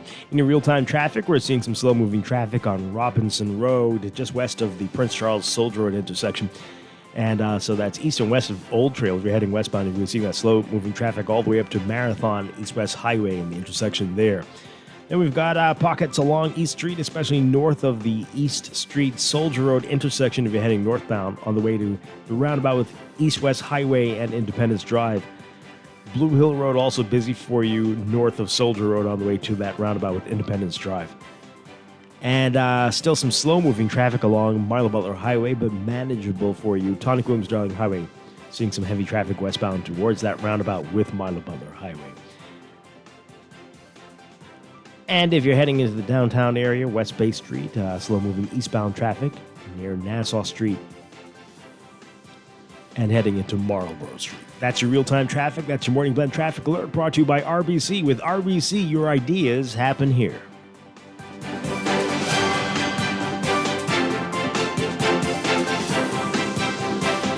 It's time to upgrade the way you enjoy at-home entertainment. Alive Fiber is here.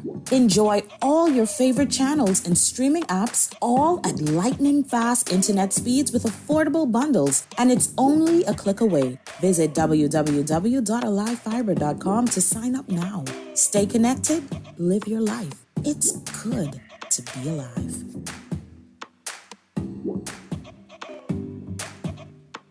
Now let me see now. 326 EPIC.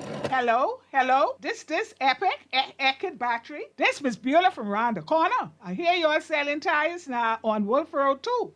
Praise the Lord. It's about time. I live Fox Hill and Fire Trail. It's too far. That ain't all. They open Monday to Friday, 7 a.m. to 7 p.m. On Sunday and holiday, 8 a.m. to 4 p.m. My brother Sam, he's a hacker, and he could go right there and get fixed up. Call us at 326 EPIC. We ship also to the Family Island. You try to rest, roll with the best. For all your printing needs, there ain't no one better, no. For posters and banners, magazines and flyers. For window decals, greeting cards and newsletters. No job too big and there's no job too small. You name it, we can print it. Just give us a call. Let Print Masters bring your masterpiece to life. Located in the Nassau Guardian Building, telephone 302-2361. This is Guardian Radio 96.9 FM. Streaming on GuardianTalkRadio.com and the Guardian Radio app, Nassau, Bahamas.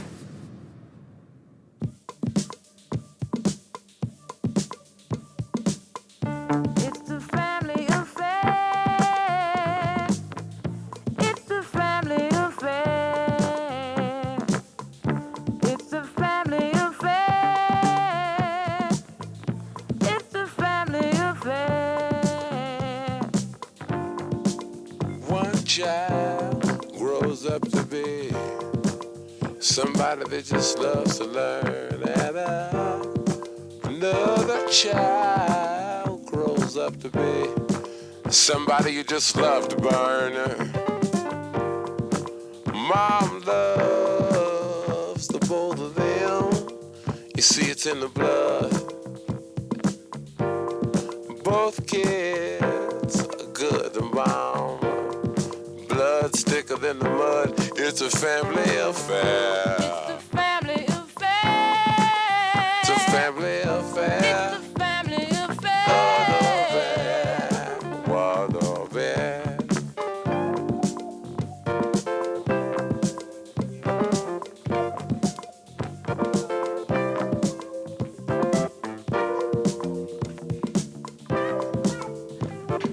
We are back with Morning Blend on Guardian Radio 96.9. Dwight Strachan along with Laverne Gardner on this Tuesday morning. Hope everybody had a wonderful holiday weekend. Coming up in a bit, we're going to be talking about the Kingdor Parkinson's Ball that's coming up in Parkinson's disease in the Bahamas. And later, we are talking with some financial experts about the budget, their budget analysis. We're going to get into that with them this morning. Laverne is here in studio in Nassau with us, so that's always wonderful, hey? All right, so we've been talking about what's in the news, talking about the Prime Minister saying get ready for the election. We've been saying, can we please, once and for all, have a fixed election date? Yeah, we've been talking about the Minister of Social Services saying that they're seeing an increase in mothers prostituting their daughters to pay bills. And this other story caught my eye in the Tribune today, as we are at the end of another school year. Stop saying D average, says Education Minister. Okay. Education Minister Glenn Santa Martin has denounced the characterization of Bahamian youth as D average based solely on national examination results, describing the label as unfortunate and unfair. And we agree that is unfortunate and unfair. But I'll give my other view on this in a moment, though. She urged those who perpetuate this damaging narrative to cease and desist immediately. Addressing the House of Assembly on Thursday, Hannah Martin spoke candidly about the complexities facing today's youth, emphasizing the unprecedented social and developmental challenges confronting young people. Saying, quote, the obligation rests with parents, communities, the church, and the state to provide the necessary support and implement policies that help our young people transition safely and wholly into adulthood. We must protect and nurture and place the highest value and take responsibility for much of the challenges that our children and young people face. Don't point the finger, look in the mirror. Reflecting recent research from Harvard University, Hannah Martin underscored that adolescence is a uniquely vulnerable period. The study, published in Harvard Magazine, explains that teenage brains are still in development. Key regions, especially the frontal lobe, responsible for judgment and planning, are among the last to mature. We've got some people who are perpetually and always teenagers, it seems, in this place. Can you just... sorry, yes. Let me continue. Continue. Making adolescents more prone to impulsivity and external influence. Some 70-year-old teenagers.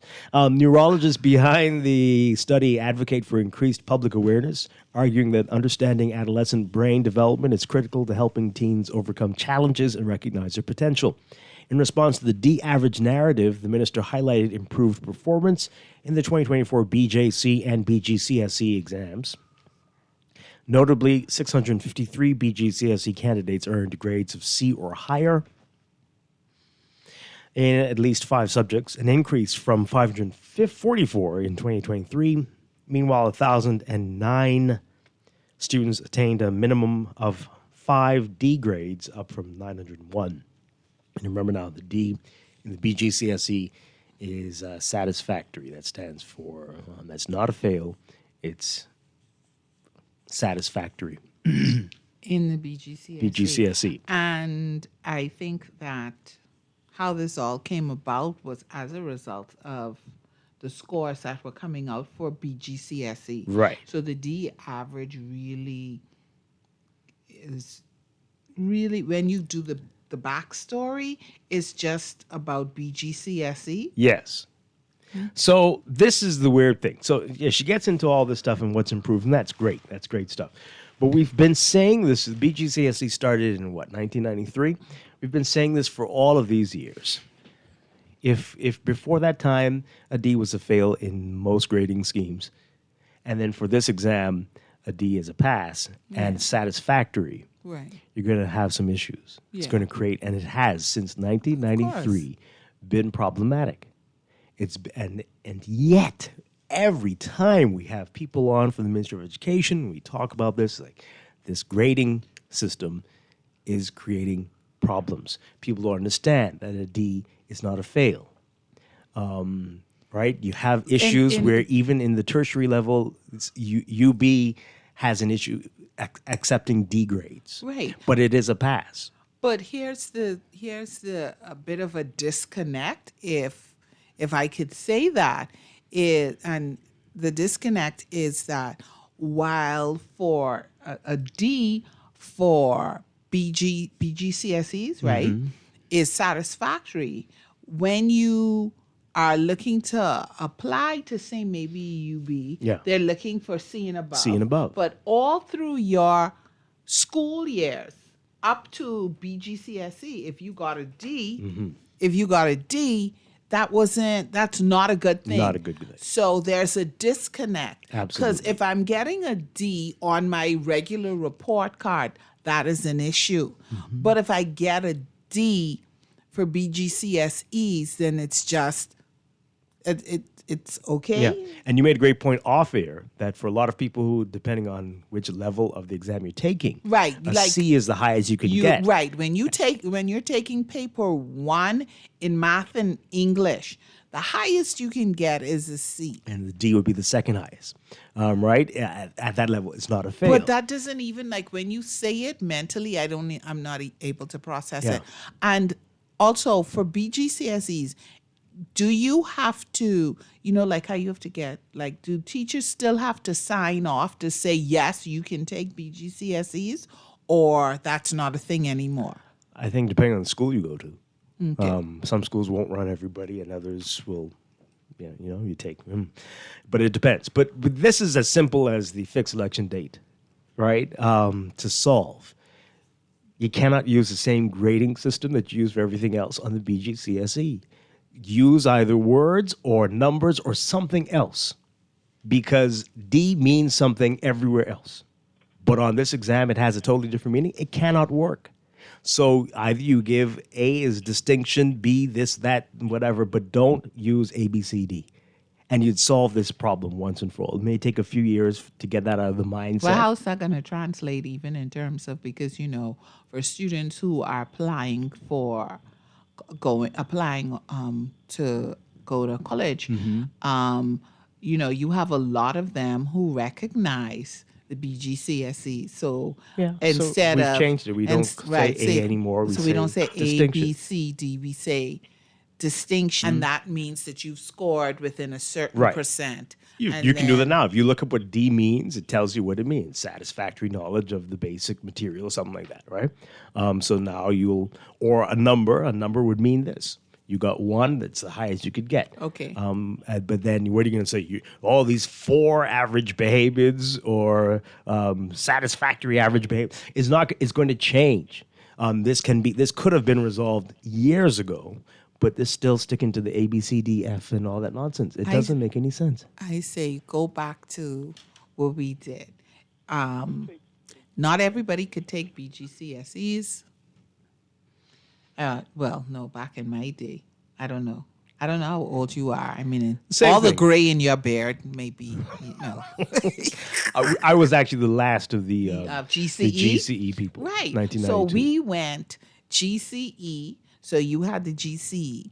Then you had, I think you it won was that, though. RSA. There were so few who could take the exams. No, I'm just saying, I'm not necessarily saying bring back GC. I'm just saying we had different levels. We had different exams. So based on your academic prowess, for lack of better terms, you took what what they felt okay. Segregation, Laverne.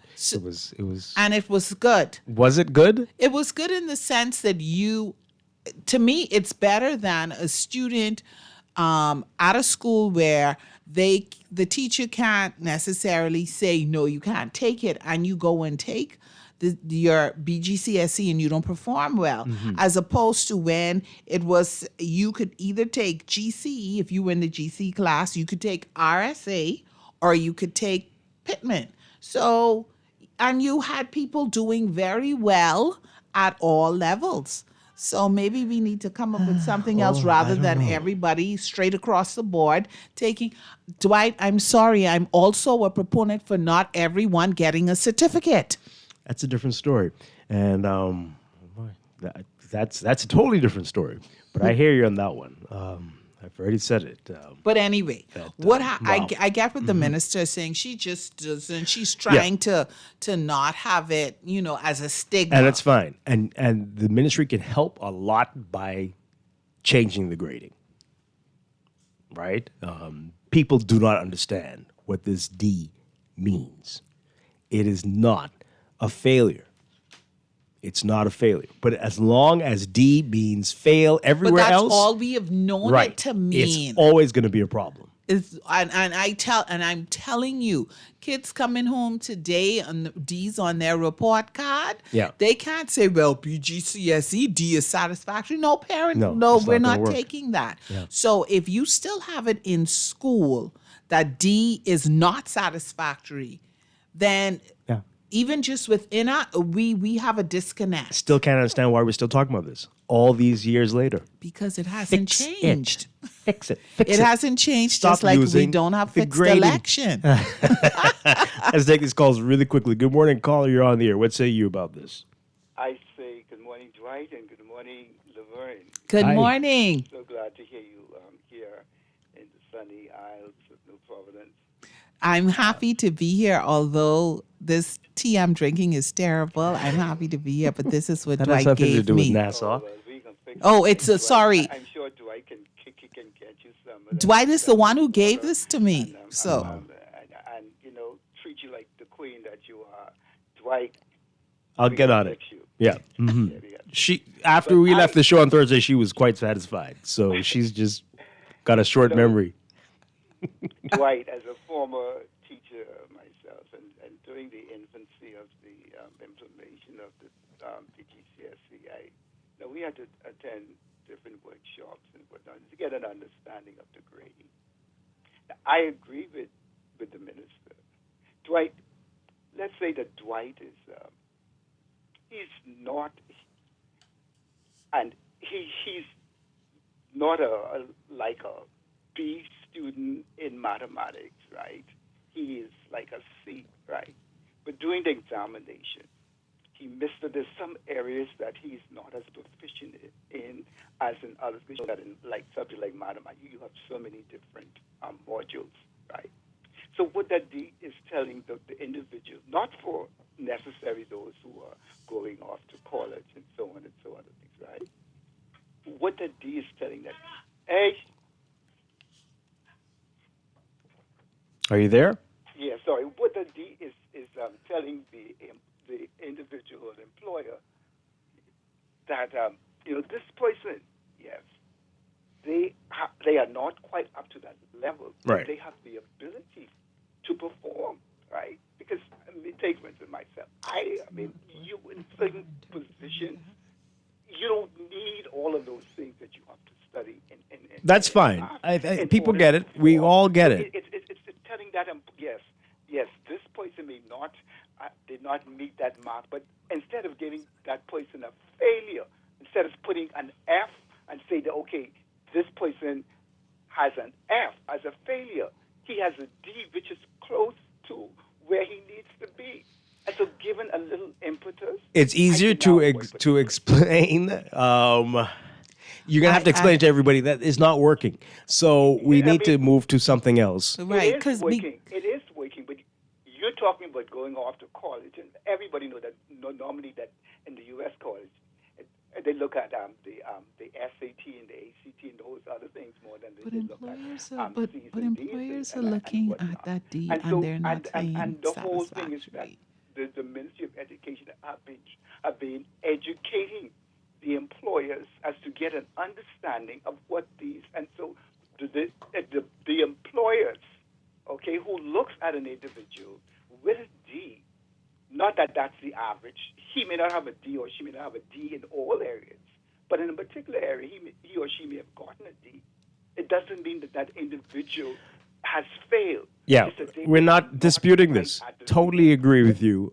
We understand that. It just doesn't sound right.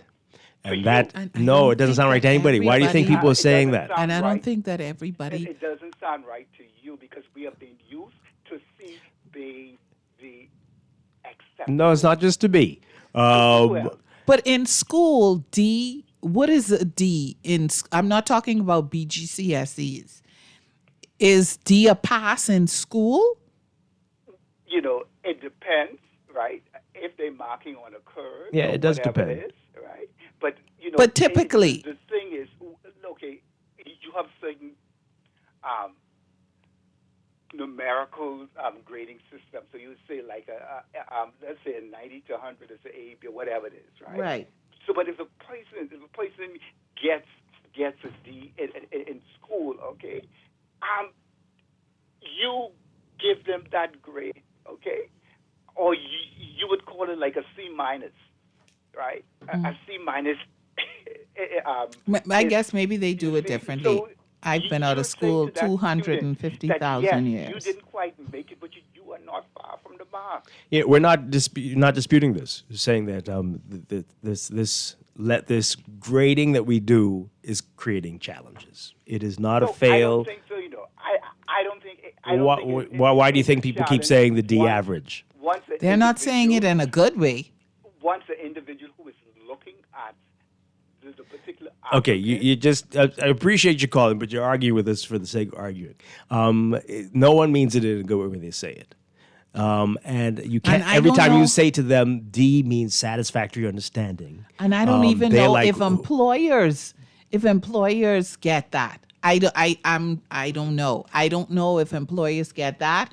I don't know if when they're hiring and they're looking at someone who is showing a certificate with D's on it. Yeah. I do not know if I'm not confident that employers are saying, well, this in the Bahamas, this means satisfactory. Yeah. Right? Listen to this texter. I don't see D as a failure, but I'm struggling to see how it represents satisfactory knowledge. It's not up to you, though. That's according to the standard of the exam. It's not up to you. But in your mind, it is telling you that this is not necessarily we have to recondition our minds, right? Because like I said, or maybe in school now it's different, right? And so that's changed. But I know as a parent, bringing home a D regularly in school, unacceptable. What's happening here? What's going on? I'm not saying, okay, you're almost there. So, and that's the thing. That's the disconnect there, because the child bringing home a D, that's their term grade. You're not thinking, okay, satisfactory. There's some things that you need to work on. You're like, what, a D? But then if they get a D in BGCSE, we're like, okay, well and so there's a disconnect, I think, of understanding. And I don't know if everybody sees it the way that the caller was saying. Absolutely. And even I'm not just talking about people applying for college. I'm talking about just even applying for a job. Yeah. Why do you think these kids are retaking it? Some of them. Mm-hmm. This person says there, please speak from an informed position. I don't know who you're talking to, texter, but anyway, you're not listening. BGCSE is based on a 7-point scale as opposed to the formal London exam. London and Cambridge had different scales. Yes, we are aware of that. Right. A, B, C, E, D. D is the midpoint. Colleges need to accept the D. They need to, but do they? That's the point. The point is, we understand that D is the midpoint. We understand it. We get that. We're saying, obviously, we have a problem with the messaging, and this has been from the inception of the exam, and it will continue to be an issue. There's no reason for us to use A, B, C, D. You can use some other Dwight is measure. advocating for us to just change it, and then it won't create confusion. Texter, we get it. We understand that it's a different scale, and so for us, that scale of D is average. We get that, but I'm just saying I don't know if that is generally that is the level of understanding. Yeah. I'm not sure. Yeah. This person says here, you all are spot on. We need more education on the difference to change the narrative and thus the mindset. Yeah, absolutely. And again, it doesn't have to be A, B, C, D. It doesn't have to be that at all. It could be a word. It could be a number. It doesn't have to be that. One final call before we take a break. Good morning, call. You're on the air. Hey, good morning, Dwight. Hi. How you doing? Really quickly. Good morning. And good morning, LeBron. How you doing? Welcome. Good morning. Good morning. Welcome, LeBron. Thank you so much.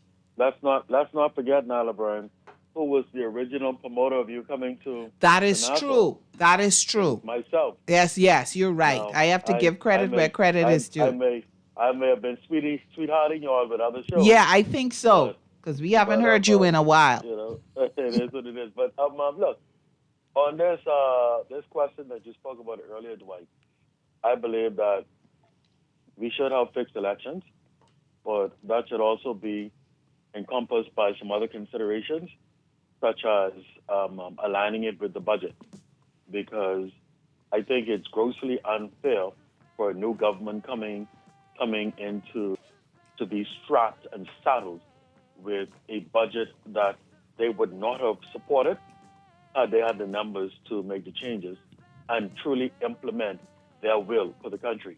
And so we have to consider not only aligning it with the budget or aligning the fiscal budget with the moving of of a fixed election, but we should also consider some other factors. But on this note of the grading system, unfortunately, I missed what the minister said, Dwight. But look, the Bahamas is entitled as a sovereign country to develop its own grading scale, whatever that may be. And it has the responsibility to promote and sell that to the international community, inclusive of tertiary level institutions globally. And they buy in to what we That's set not what we're as talking our about. standard. That's, Pardon me? That's you're totally missing it. That's not what we're talking about at all. We're talking about perception, and that's again, what we're she was talking about, saying that perception. the people need to stop calling people the average. Right. Right. But again, that has only come out because it's of being done the in a very grading negative scale way on the BGCSE, which is completely misconstrued a lot of things. But we know D is an average grade, is not a fail. But it will continue as long as we continue with that very odd way to measure. But anyway, we're going to take a break and be back. This is Morning Blend on Guardian Radio 96.9. You can't leave cause your heart is there, but you can't stay cause you've been somewhere else. You can't cry cause you look broke down, but you're crying anyway cause you're all broke down. It's a family. With RBC, your idea of loving every journey happens now. Free up cash with affordable auto financing from RBC. With competitive rates and no bank fees, it's the time to make every journey something special. Apply now to pre-qualify in 60 seconds at rbc.com/auto loan to shop with confidence. Conditions apply. RBC, your idea of loving your journey happens here. Wake up and treat yourself to the breakfast you deserve with Wendy's new French toast sticks platter. 4 pieces of golden, crispy French toast sticks served with warm syrup, fresh cracked eggs, your choice of protein, and orange juice. It's sweet, savory, and everything your morning's been missing. Whether you dip, dunk, or just go all in, you'll never want to go back to your old breakfast routine. Better breakfast always starts at Wendy's. Screws and Fasteners World, Balfour Avenue and Palm Beach Street, has those hard-to-find fasteners for you right now. You can find stainless steel regular hex, carriage bolts, galvanized bolts, threaded rods, nails, self-tap screws, sex bolts, anchor bolts, turnbuckles, masonry tools, hand tools, and weed whacker strings. Check out the rope selection and car body fasteners, too. Special orders are welcome. It's your #1 fastener store. Screws and Fasteners World, Balfour Avenue and Palm Beach Streets. Call 326-1976. Now let me see now. 326-EPIC. Hello? This Epic battery. This Miss Beulah from around the corner. I hear you're selling tires now on Wolf Road too. Praise the Lord. It's about time. I live Fox Hill and Fire Trail. It's too far. That ain't all. They open Monday to Friday, 7 a.m. to 7 p.m. On Sunday and holiday, 8 a.m. to 4 p.m. My brother Sam, he's a hacker, and he could go right there and get fixed up. Call us at 326-EPIC. We ship also to the Family Island. Tired of banks forcing you to use technology to bank the way they want you to? Your convenience is important. So no matter what your banking needs, Commonwealth Bank's friendly staff are always available in branch for that personal one-on-one service. But when you choose technology, our online and mobile banking app offers you state-of-the-art functionality. The choice is yours. Commonwealth Bank. Bank the way you want.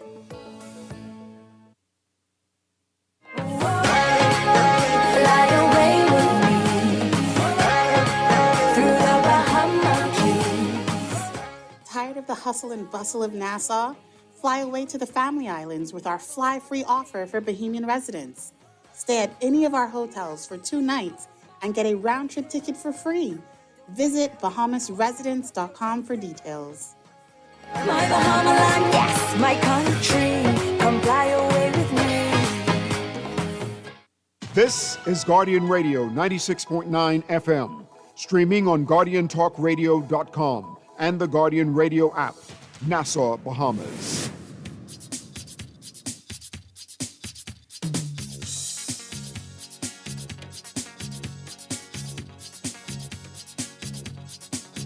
When the walking down them rocky, narrow dirt roads with a basket of potatoes on my head.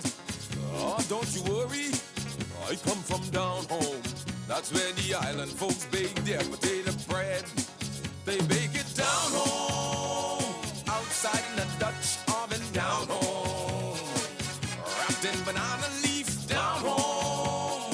My, it tastes so sweet down home. Yeah. If you're looking for a little entertainment, I'll tell you, you don't have to travel far. Cause them rake and scrape boys will excite you.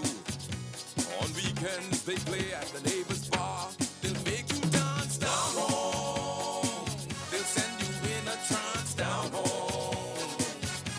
You'll shuffle your feet down home. Cause the rake and scrape so sweet down home. Hey.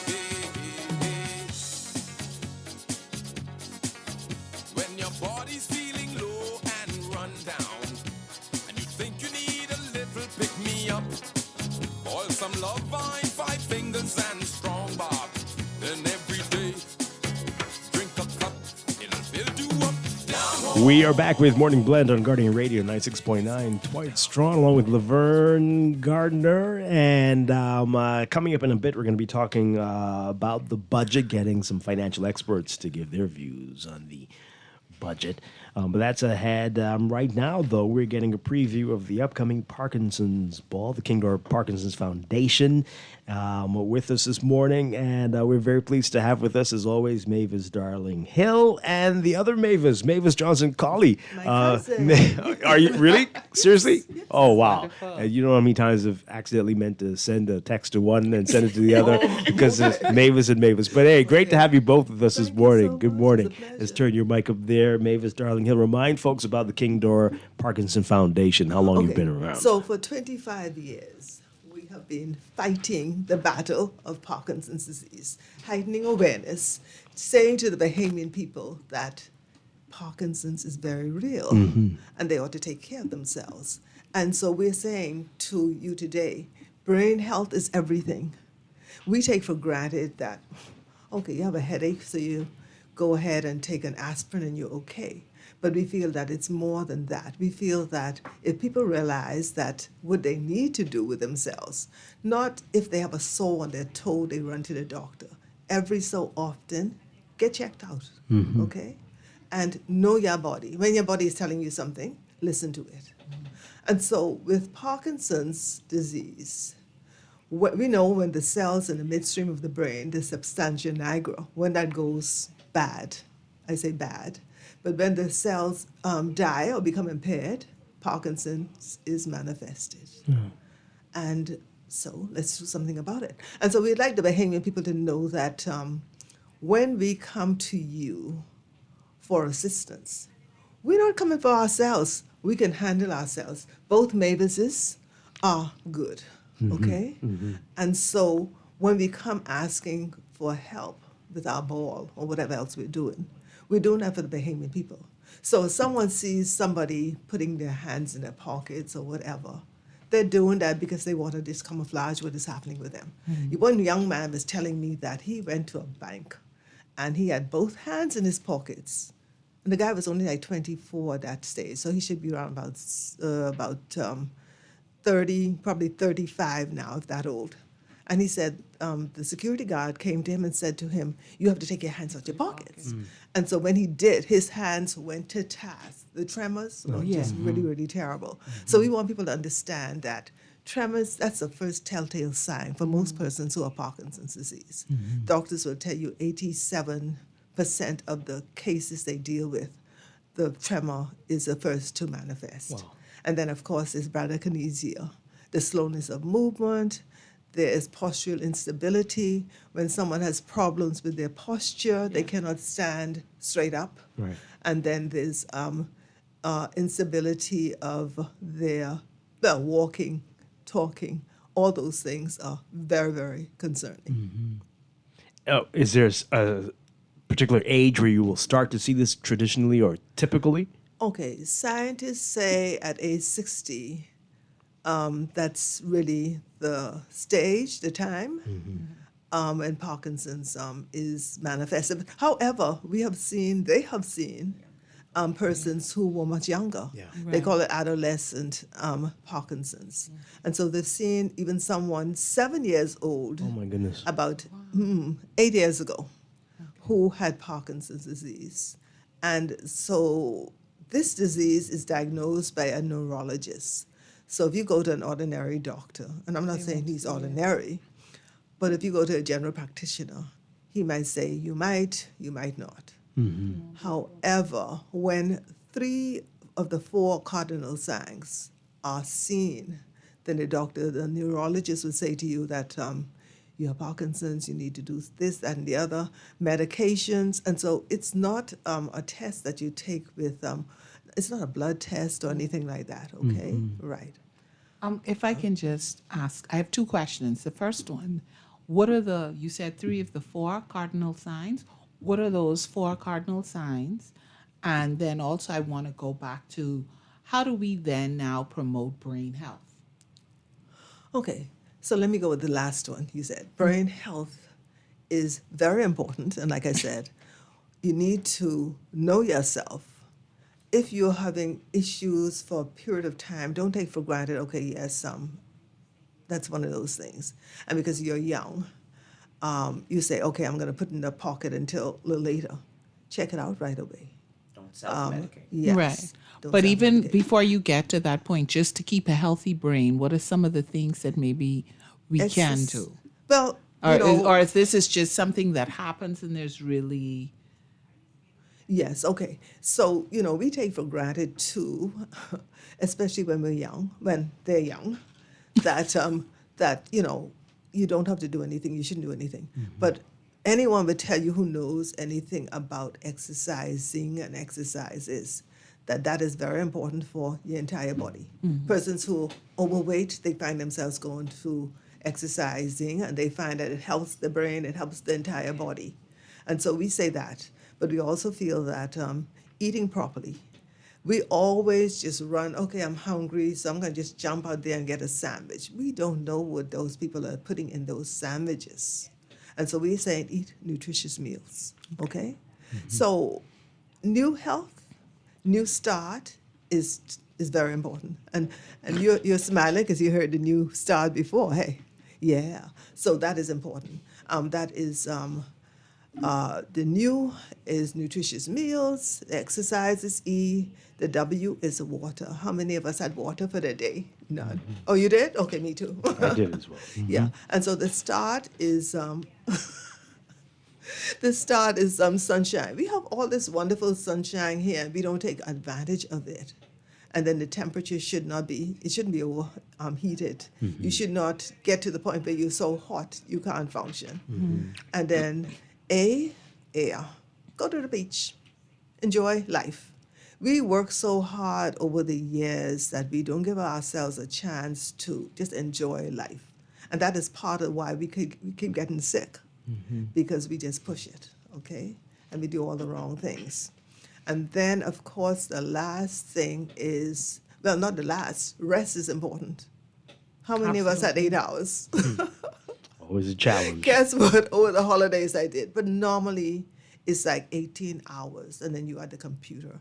And I can see my cousin here would have done the same thing. 18 hours, and you're back at the computer in the middle of the night doing something you're missing. Get up to get some water, and then you get to the computer because you forgot something that you really want to deal with then. Yeah.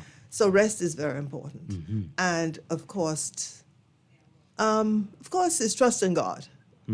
Keep your life calm and not be frustrated all the time. Wow. So And don't that is- drive on the streets in your Providence. That don't is do right. that. That All is right. That so is right. I think you mentioned some before the four Yeah, before signs. that. Okay, the 4 signs. Okay, the tremor, like I say, is the Yeah. first one. Then there's bradykinesia, the slowness of movement. You see Yes. someone walking very slowly. Okay. Then it's postural instability. The posture is messed up. Then it's what is the fourth? The fourth is not tremors. it is something else. stiffness of the body. Yeah. I shouldn't forget that one because stiffness. It's a big one. Yeah. So Okay. that stiffness in the arms, the hands, and when you reach a certain age, you get there. Yeah. Uh-huh. All right. So, how important is the ball to the King Door Parkinson's Foundation? It is extremely important. I'll let Mavis number 2. I'll let her tell you something about it. Mavis, Well, tell just, us. well, before we talk about the importance, let's just remind your listeners that the date for the ball is the 28th of this month, Okay. Corporate Bahamas. We want individuals. We want families of friends who know to come out and support. The ball will be held at the Atlantis resort beginning at 6:45 in the evening. We do have the entertainment, the special guests, an international guest artist, TMF, formerly of Maze. Even though Frankie Beverly. right. I was just gonna say people will be familiar with Frankie Beverly. Yeah. So though that group will be providing wonderful music for those who like to be on the floor and to be entertained. But why the ball, and what do we hope to achieve from the ball? You heard about the signs. You heard about the fact that the disease is no longer just something that happens to old folks. Right. Right.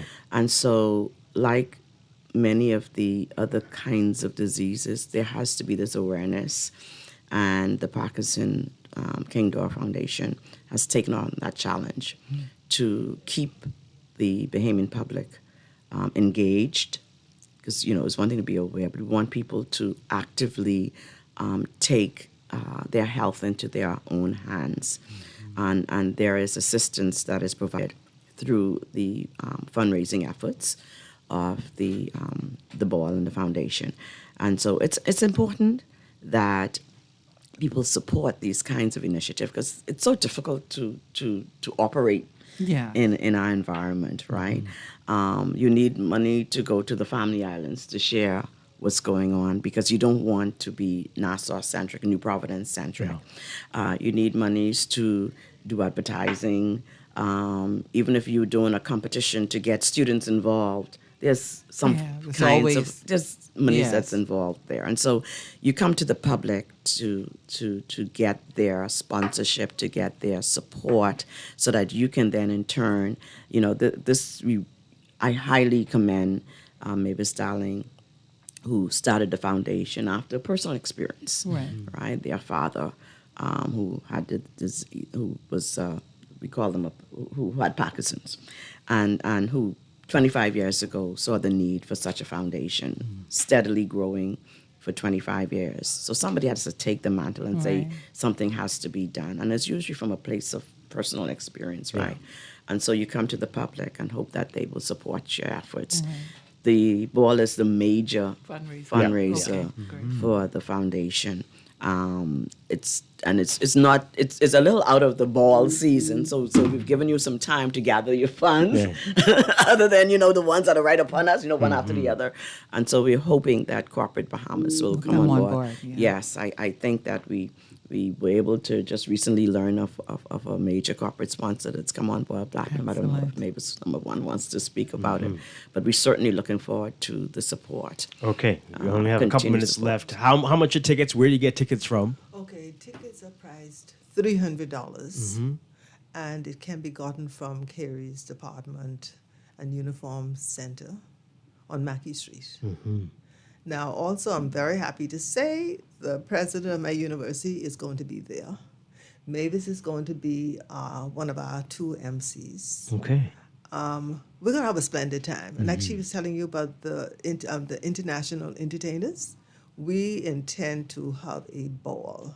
But we also understand that it's important for you to give your assistance. We cannot do it alone.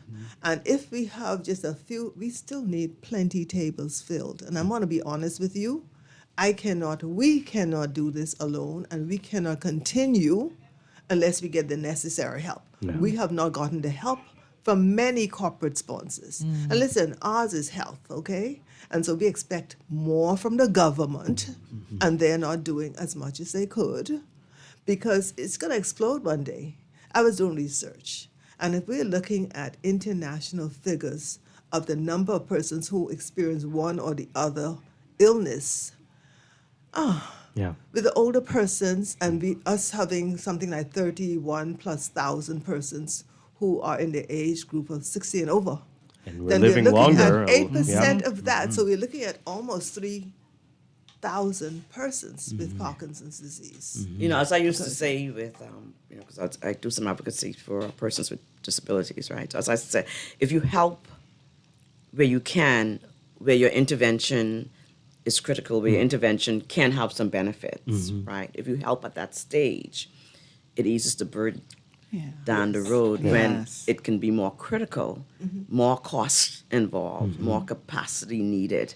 So if you help where you can, you lessen the burden down the road. Absolutely. All right, one more time, the date and where to get tickets from. One more time. Okay, so we're looking at Atlantis, Paradise Island Resort Casino. It's going to be fantastic. I wish you'd have us on a little earlier, a little longer. But so we're looking at the 28th, the last Saturday in this month. And we are hoping that Corporate Bahamas will just come to the table. Island Games, they are our platinum sponsor. And so that is a good thing. But we have more places, more sponsors needed. So come on, Bahamas. We don't know whether Parkinson's would be yuck hauled tomorrow. So help today, please. Okay? So you still have... Anyone out there who really wants to have the passion that Mavis and I have, please let me know because I will help, but I need to pass the mantle. to be a part of the King Dora Parkinson's Foundation. I need persons to help. Yeah. So, and you're all over social media, so people can reach you there. But it got 3 weeks before the ball, so you have time to get yourself together for it. And keep up the great work that you've been doing. Thank you so much, Mavis. And thank you, both Mavises.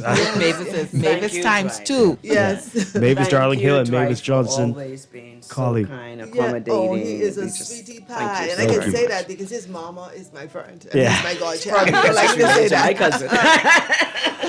Oh, wow. Great to see you both. Thank you so much. I just want to let you know, Dwight, I am available. So if you need to fly me come back? in to attend the ball, I'm available. Okay. All right. We'll I hear you.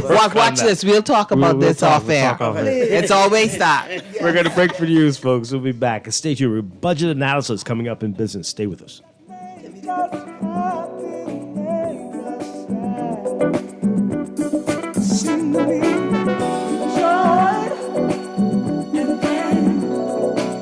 I like sunshine and rain, joy and pain. I like sunshine and rain. It's official. The BYD showroom is now open at the mall at Marathon, and it's like a portal into the future. Sleek rides, cutting-edge tech, all from the world's #1 electric car brand. Slide through for a free coffee at the Dream Bar and let the Easy Car Sales team show you why everyone's falling in love with electric. Rain or shine, it's cool, comfortable, and convenient. Open 10 to 6 daily through the food court entrance at the mall. Your electric journey starts now. Looking for an insecticide that can tackle both flying and crawling insects? Meet the new and improved Super Short Hogs, now with a pleasant scent. Designed to stop insects instantly, Super Short Hogs All Insect Killer kills roaches, ants, flies, and mosquitoes on contact. Super Short Hogs.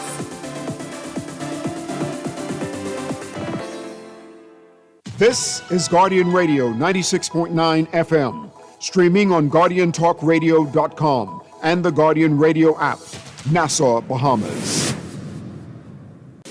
The views and opinions of the hosts and guests are their own and do not necessarily reflect the views of the management and staff of Guardian Radio. Wake up, it's a new day. Wake up, it's a new day.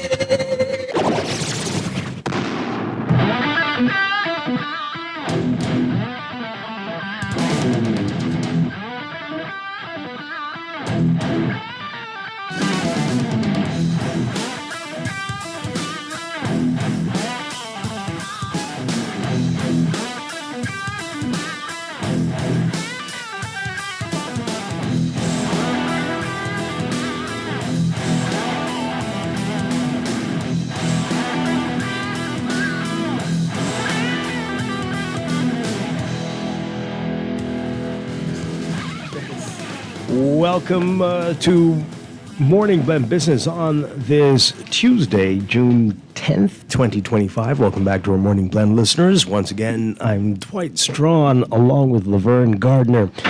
And the budget debate continues in the House, and we are talking budget this morning and budget analysis from the CFAL Talks economic team. Very pleased to have with us Lachelle White, Angelo Butler, and our dear friend Pamela Musgrove-Ferguson back with us.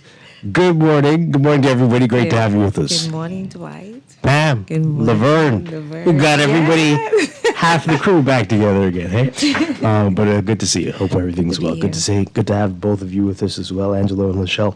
Okay, so let's begin with just your initial thoughts before we get deeper into it on this. What many are calling election budget.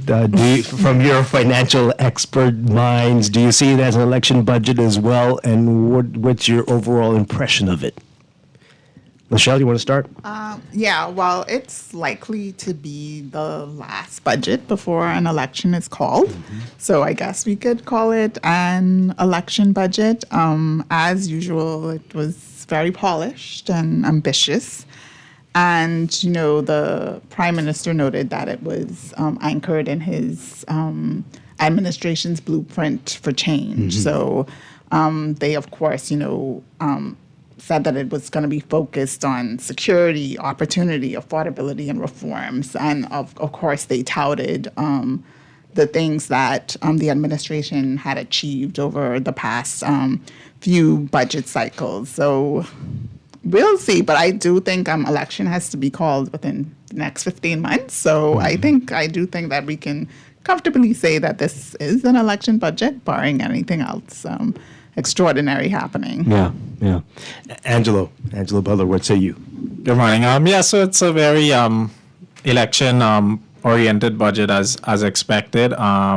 Typically, you would see a big ramp up in spending. I don't necessarily see that, but at the same time, the revenue is projected pretty high. So I think they're trying to balance the election budget with still showing some fiscal discipline, right? Projecting a surplus. And so I guess we have to wait and see how all of it materializes. It's only a forecast. A lot of things can happen over the next 12 months. So we'll have to wait and see. Yeah. And Pam? Well, they said only one man knows, but I like that one man and God knows. Anything that only one man knows, I have a problem with it. But like Angelo mentioned, there are some goodies in the budget, some salary increases, things to make people excited about. But I don't want to project. I prefer to assess the budget based on what is presented to me, and not make those type of projections. Yeah. All right. So anything standing out, really raising eyebrows, or this is a good direction, or how in God's name will they pull this off? Anything like that sticking out to you at this point? Well, I feel for me, it's a status quo budget. For me, I don't see anything that raised my eyebrow either way in terms of the direction of the government. I have some questions. For instance, according to the Minister of Finance, the economy grew by 3.4%. And while that may seem exciting, I want to drill down into the numbers, and maybe we will see some numbers to support that growth during the budget debate, because real GDP growth that determines how the economy did grew by 3.4%. And they're saying nominal GDP that factors in inflation grew by 3.7%. So if you want to know what inflation was, you take the difference between nominal and real GDP, which is relatively flat, 0.3%. We call anything under 1% flat.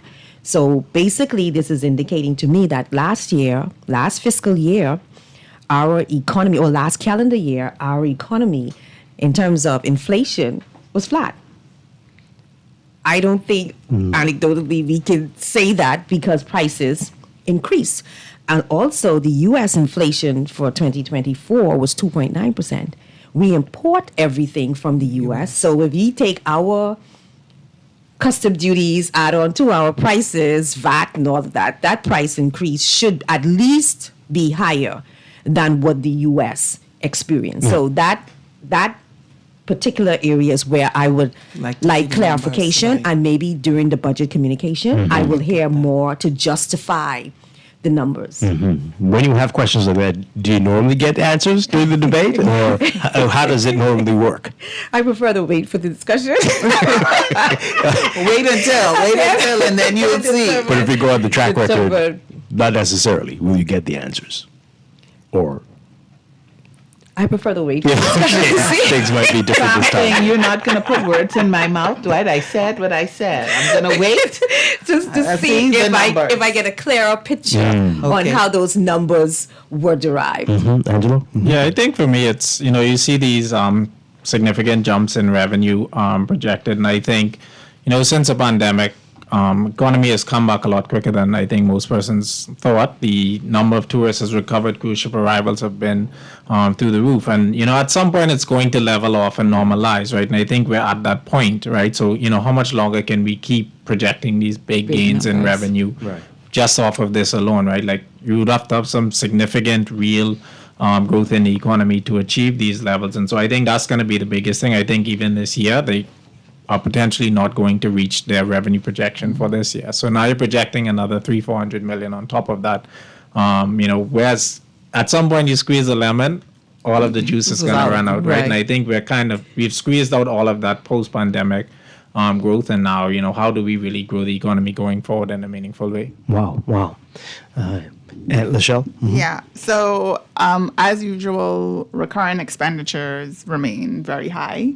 And, we call it, in economics, we call it sticky. So they're not really going anywhere.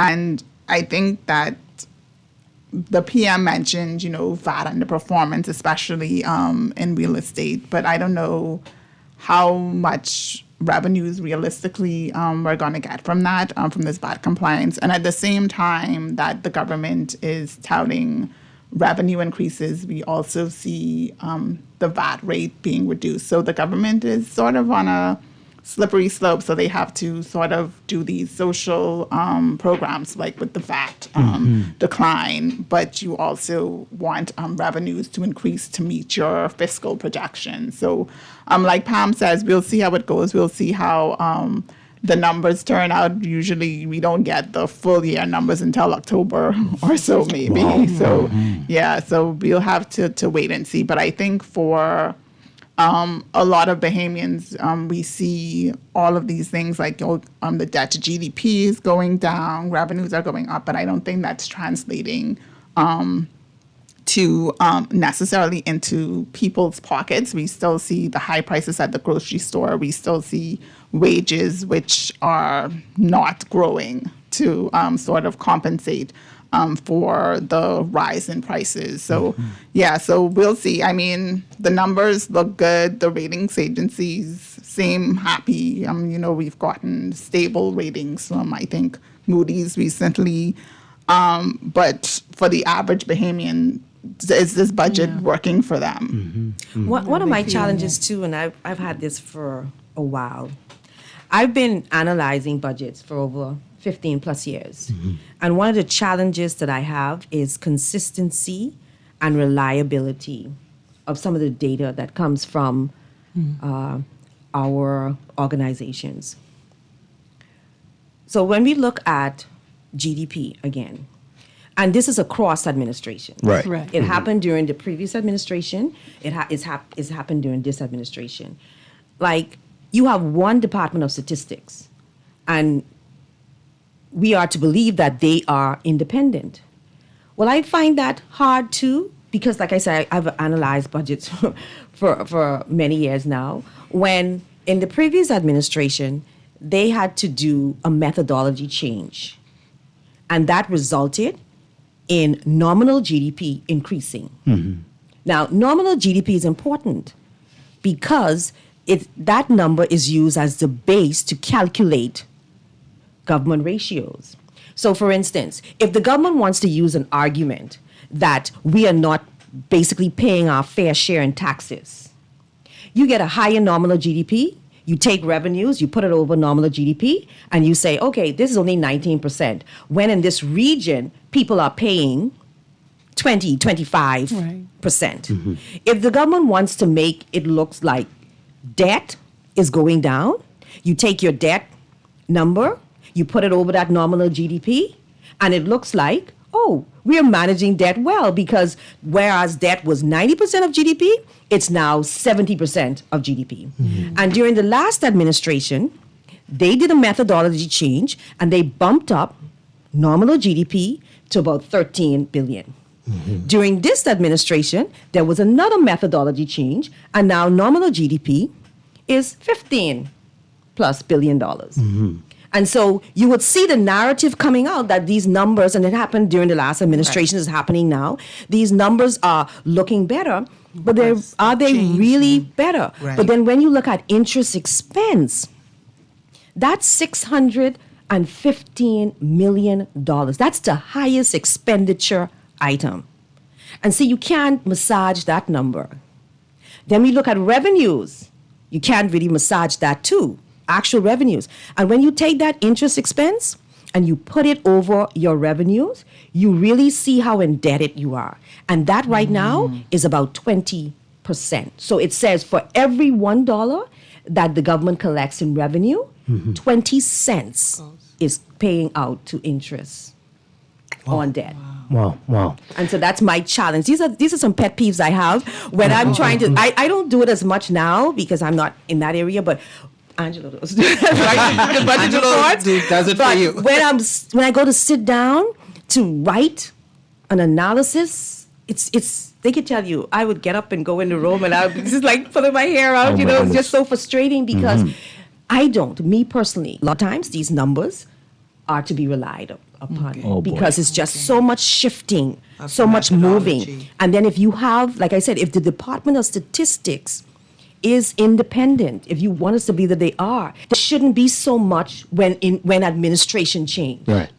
Yeah, got to be one standard across the board. One standard across the board. And don't get me wrong, like internationally, there are changes in GDP. You would find the U.S.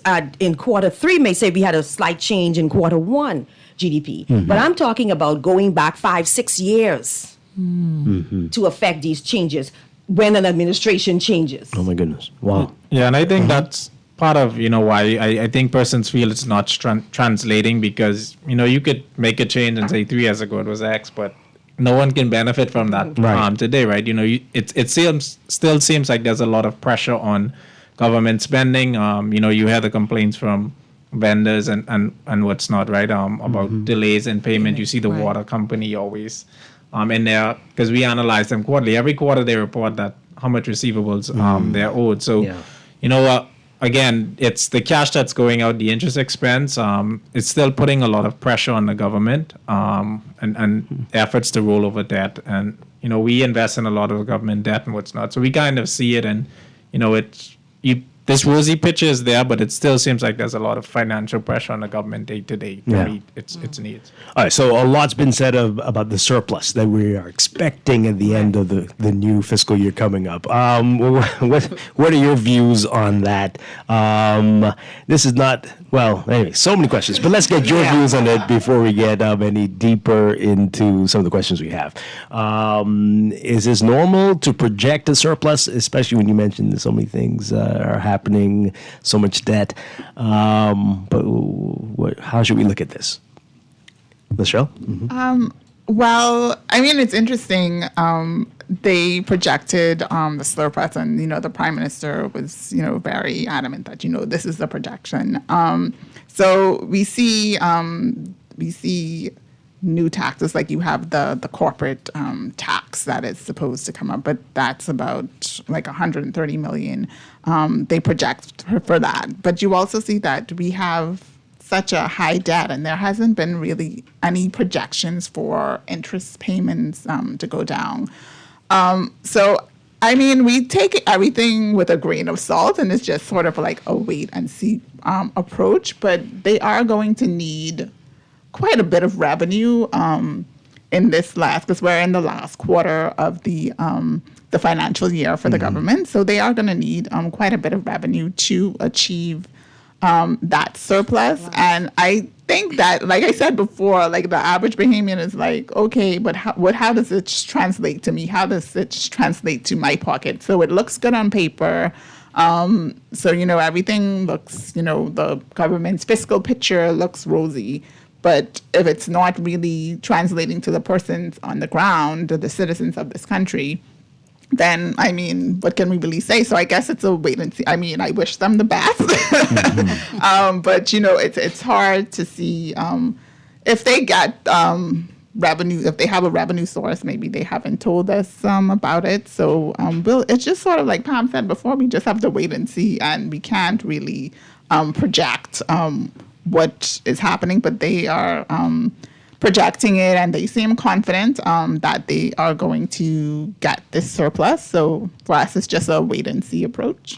So let me just ask, based on our current revenue sources, nothing that we don't know, because like you said, maybe is this surplus, if we stay the way we are doing what we're doing, do you see that happening, us ending up having that surplus that they're projecting?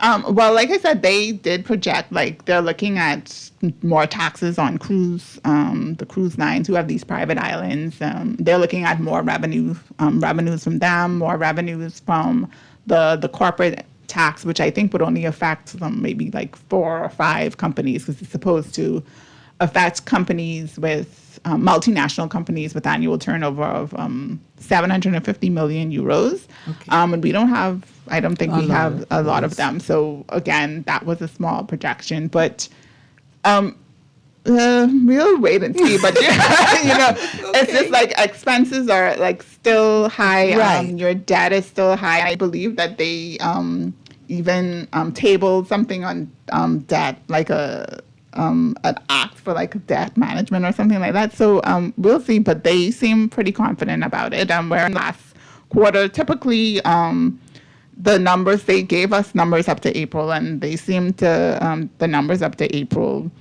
seemed really good. But, typically the government's highest revenue generation is in the third quarter, because that's when they're collecting all the business license taxes and everything. And then so just like the fourth quarter is sort of like the finish line until July 1st, until the next budget. And, we'll see. So we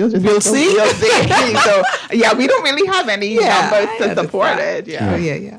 So a surplus is simply total government revenues less expenditure. Right. That's what the surplus is. Mm-hmm. Right. The government collected more than it paid out. Right. And like I said, it's a projection. Mm-hmm. I don't want to deal with projections, because if I'm analyzing a surplus, right, or a deficit, I want to see where we made up or where we fell down. Mm-hmm. I don't know, for those who follow what's going on with U.S. Politics, the Dodge department that was set up, right, to cut spending. Yeah. And so here you have Republicans believing that the government is too big, you're spending out too much money, Medicaid, Medicare, all of those stuff. Yeah, we need to cut those. And so that's what they're doing. The Democrats believe that we need these programs. And so if you cut spending, where are you going to cut? If you cut taxes, how are you going to pay for these spending? And if you and to pay for it, you'd have to cut some spending. So that happens in our country. We don't hear about it a lot. So if you have a surplus, is it that you collected more revenue, or did you cut spending? And when you look at it, where did you cut? If you did, the where spending, did you cut? Okay. Which departments, which ministries are being affected by this cut? So that's why I wouldn't want to deal with that in terms of the projection. I would want to see. Unfortunately, like Lachelle mentioned, those numbers will probably come out. The final numbers will probably come out in October, when we have already finished, that this period to assess, okay, this is where you cut. Okay, this is where we increase the revenue. So I really think we do need more timely information. Yeah. And then also, even a projection, it's to have a projection is relatively easy for the government. What's today's date? June 10th. Let's say somebody, some department needed something done. All you have to do is tell them, no spending now. Come to me July 1st. Okay. Because the fiscal year runs from July 1st. So in this 2024-2025 fiscal year, it ran from July 1st, 2024. It will end June 30th, 2025. And so all you have to do, if you have any major spending, just put it over into July 1st. Yeah. So achieving a surplus in this 1 year is easy because you just don't have to spend. Now, if we had a surplus every year for the last 3-4 years, then I would say you are on the right path. I would still analyze where it's coming from, but you're on the right path. But a 1 year surplus projection, nothing I think personally to be excited about. And so far, you've seen nothing about suggesting any cuts. We keep hearing about increases so far, right, to certain departments and certain ministries, but nothing about cuts. Well, I can only go with what my source is, the Central Bank Quarterly Statistical Digest. I like that because there's no commentary, just numbers. So then I get to look at the numbers and make a decision. I don't want anybody to lead me. So I don't look at the regular monthly reports that come out because I feel that they are leaning one way or the other. I want to look at the numbers. And when the latest numbers that we have available from the Central Bank Quarterly Statistical Digest is for the first 2 quarters of fiscal year 2024-2025, which ran from July to December. Right. And for those 2 quarters, there's a deficit of 400 plus, a little over $400 million. So we haven't had the 3rd quarter or the 4th quarter released in that form. So basically what is being said is that when those numbers come out, then we will see a surplus. I cannot analyze what I don't have.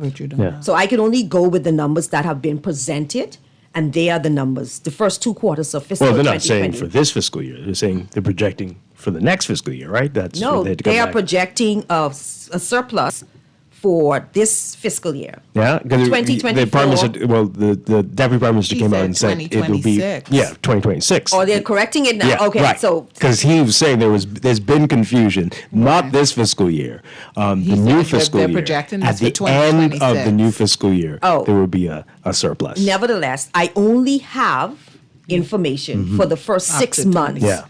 of this fiscal year. So don't look for surplus when you get the Okay. next 6 months. No, definitely not.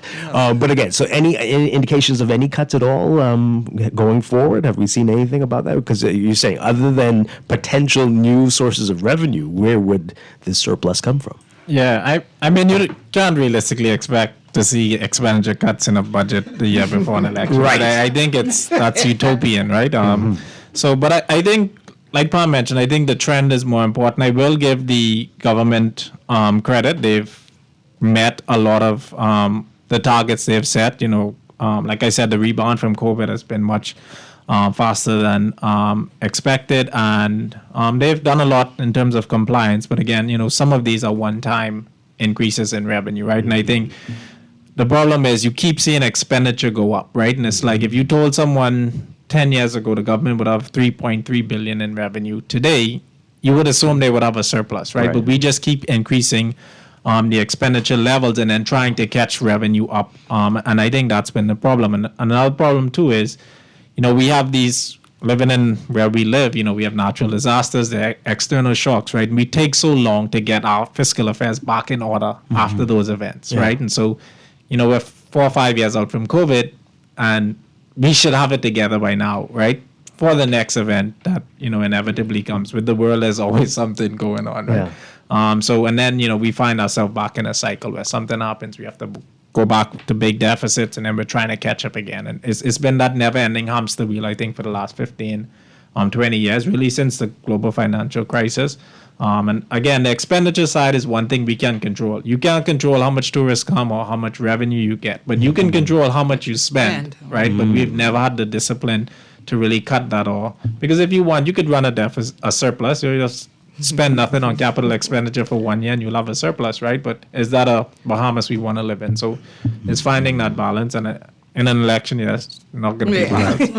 Right. Wow. All right. So other than, as you mentioned, the methodology, sticking to one, what would you recommend to the government in terms of budgets going forward?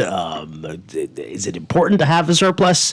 Is it wrong to have deficits? What would you say to them as they try to move forward? I mean, deficits aren't bad in and of themselves. There are benchmarks, and I think one of the benchmarks is you don't want your deficit to exceed 2 to 3% of your GDP. Mm-hmm. And if you stay within those guidelines, you can be fine. I think deficits should be occurred for capital expenditure. It is expected that if you want to do a big project, then you would spend money on capital. Right. And I don't mind you borrowing from that because then you could probably make it back. But I think when we are borrowing to finance recurrent expenditure, that's a problem. And so as it relates to the budget going forward, I just want for all governments to make sure that you're taxing your citizenry fairly. I think all of us know that we have to pay taxes. We have to pay taxes. And some of us try to avoid it, but we have to pay taxes. We see a lot of construction going on, a lot of it on the high end. We see a lot of hotels / condos going on. And then you ask yourself the question, how is that benefiting us as a people? I know of a story, happened a couple of years back, where this is a foreigner, bought a condo for $2+ million. And so I don't know if the arrangement they have is the establishment where he bought the condo from. It was a condo / hotel.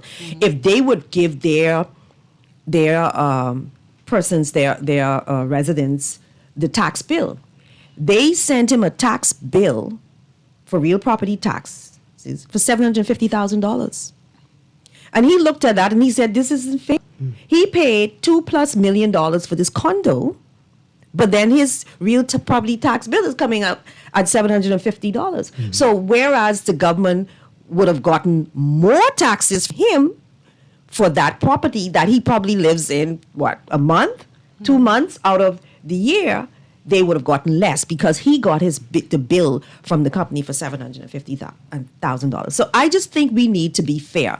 A lot of people like our country. They come here, they live a wonderful, plush life. I think they should pay their fair share of taxes. And if they pay their fair share of taxes, then it wouldn't be so much burden on us. When you spread that joy, then we would pay what is due, but then you wouldn't be breathing down us. To pay taxes here, there, closing down businesses and, showing up with army weapons or attire to try to collect taxes from Bahamian businesses. So that's just one incident. Yeah. So I don't know that that's the standard across the board. I'm just encouraging government. But the perception is that isn't happening. What do you think the reluctance is all about? Trying to make the place look more attractive to foreigners? What's the reason why there always seems to be breaks for certain people? It could be that they don't have the requisite persons in-house to do the things that they need done. I see where government salary bill has increased over the last fiscal year, $40+ million. Maybe it will increase again this fiscal year. So the government is hiring more people. Where are these people? Where are you placing these people? Still short staff? Do you need additional? Maybe you need the right skill set to be able to go after people who are not paying their fair share of taxes. Wow. Okay. Michelle, yeah. Yeah, I like to see more focus on growth because I know we always talk about this new tax coming that's going to bring us revenue, but there's really, you throw the number, the economy is going to grow by X, Y, Z.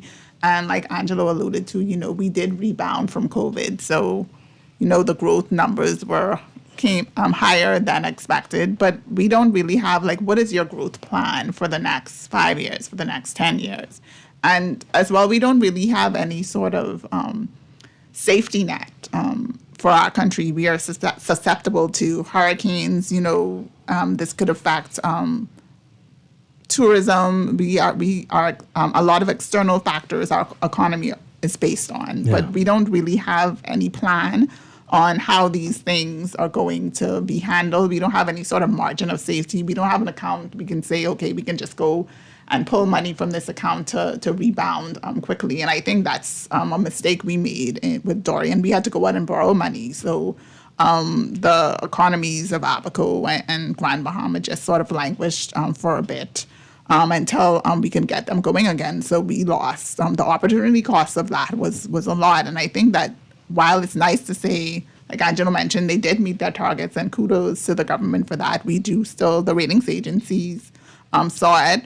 But we sort of go, like Pam said, the status quo, and it's just nothing new. Like you can announce these new programs, but the budget is sort of it's almost like this template, and they don't want to shift away from that template. Yeah.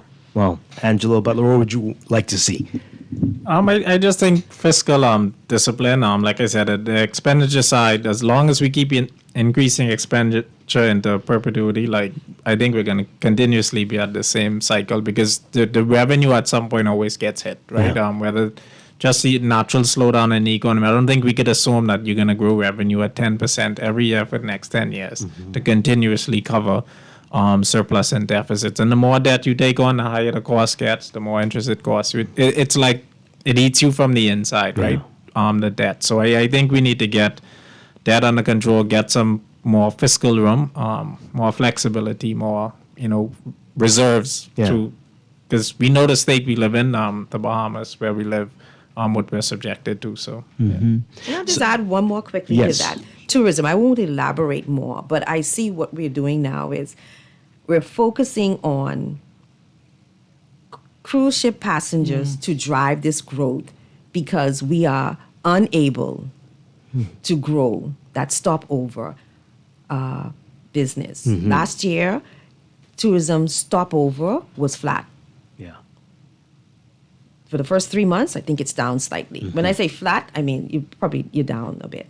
We're hovering 1.7 million stopover tourists. I think the last time the highest we've had was about 8 million, and that was probably late 80s to early 90s was when we had that, and we have not been able to grow it beyond that. So I think there needs to be focus. I think stakeholders need to come together.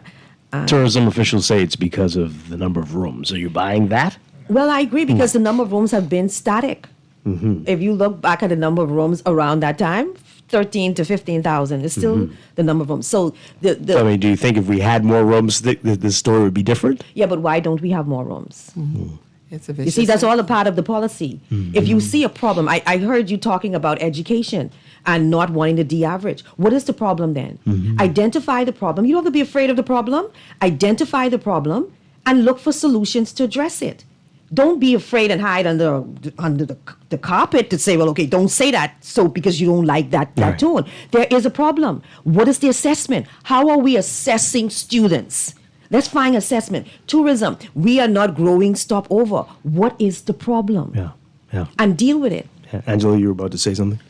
I mean, when I look at things like the beach towers at Atlantis still being closed, things like that cause me to question that whole assumption of rooms. You look at the Hilton, you ever pass the Hilton, it doesn't look very busy, right? So I think there's data British Colonial now. British Colonial. The point, it's never, say, bustling like the way at Bahama Atlantis is. So I think there's still capacity. These hotels aren't at 90% occupancy all through the year. So I don't buy that. I think the problem is we haven't been able to find new, because it is a high cost jurisdiction, right? And if you have to continuously sell the value of that. You don't have, because it's to my mind, it's like a cycle. You say, we don't have enough hotel rooms. The reasons we don't get a lot of stopovers is because we don't have sufficient hotel rooms, right? But then we don't have sufficient hotel rooms because we don't have sufficient people stopping over. So first the chicken out of the egg. Right. Right. The demand and supply. Am I going to increase am I going to open up a section of my hotel when I know that? And I've always had this position, right? We leave this jurisdiction up to the hotels to sell. So if I am a Bahama, I am selling for you to come on my property.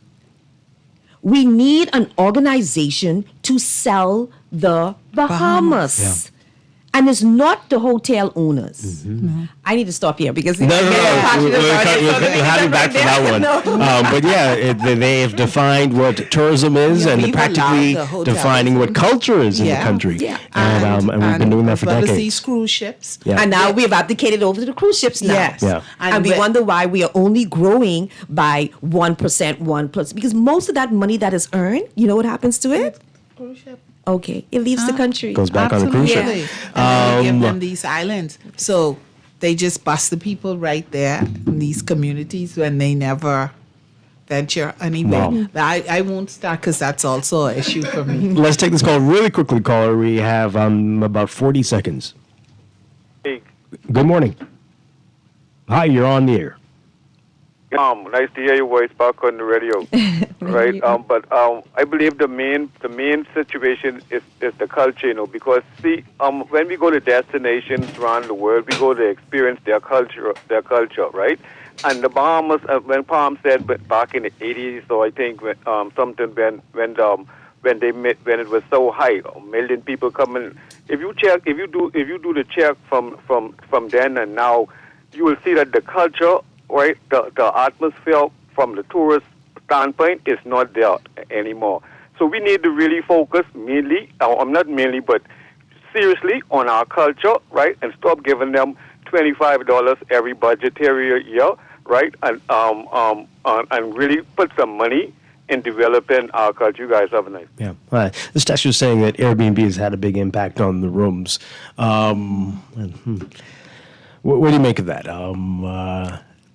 Is it really having... Airbnb, according to the Central Bank report, Airbnb has thrived, but like Angelo mentioned, there's still some rooms that are offline. So even where Airbnb fill in, it's not enough. Yeah. But it goes back to selling our destination and understanding what we need here to attract people to come to the Bahamas, the many islands of the Bahamas. Absolutely. All right. So in 30 seconds, Pam, you've already mentioned it, some of the things you're going to be listening out for. I hope you get the information you want to hear. But what do you think the public should be listening out for? What are you listening out for that you're hoping from over the next few weeks in both the House and the Senate? Yeah, I think for me, I like to focus on the financial side of it, debt, interest payments, that side of it. I think when you get your fiscal affairs in order, then you're able to do, right? You can't take care of your family if you're broke, right? So I think getting that in order, getting the debt under control, interest expense, once we can fix all of that, I think then we can really start to channel that money to other areas. Excellent. Michelle? Yeah, I agree. I think that we need to get our interest expense down. It's way too high. We spend more on that than we do on healthcare, than we do on education, than we do on national security. So I think that persons should listen out for us bringing that interest down and seeing where the government redeploys that money that they're spending on interest. The roads are terrible. The schools are in need of fixing. The hospital is in need of fixing. So I think that we should be on the lookout for things that will improve our quality of life. Yeah. And Pam, you have the final word. Yeah, expenditure. Yeah. We have to look at expenditure. Where is the government spending its monies? And people will be able to determine from that if their needs are being met. Okay. Pamela Musgrove-Ferguson, thank you so much. Angela Butler, Lachelle White, thank you. We've got to do this maybe in October when you get to see the numbers. I'll have you back. Thank you so much for being here this morning. Thank you. Laverne Gardner. Dwight Strachan. It's been amazing. You say you might come tomorrow. I may come tomorrow. Chester will appreciate it. I may spend my last day here. You've got to. Thank you so much. Everybody pick up today's Ask a Guardian. The Guardian business section's in there, more business news. And don't forget, you can listen to these fine folks on CFAL Talks every Monday at 6:30 p.m. right here on Guardian Radio 96.9. Everybody have a great day. Stay tuned for On the Clock with Aaron Green coming up next.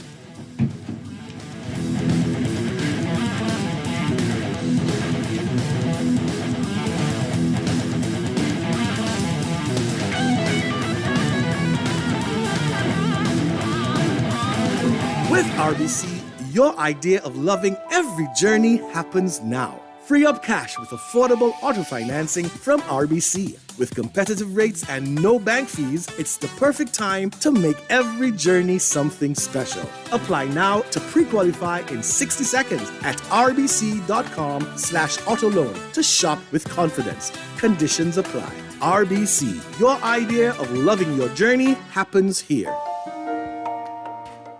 At CFAL, we understand that a secure future is the greatest gift you can give your employees. That's why our tailor-made group pension solutions are designed to fit the needs of both large and small companies. With CFAL, you can provide the retirement you and your employees deserve, ensuring peace of mind and financial stability for years to come. Join the many businesses that have already entrusted CFAL to create the right pension plan for their employees, and let us help you build a brighter future for your team. Visit us at cfal.com to get started on building wealth so you can live well.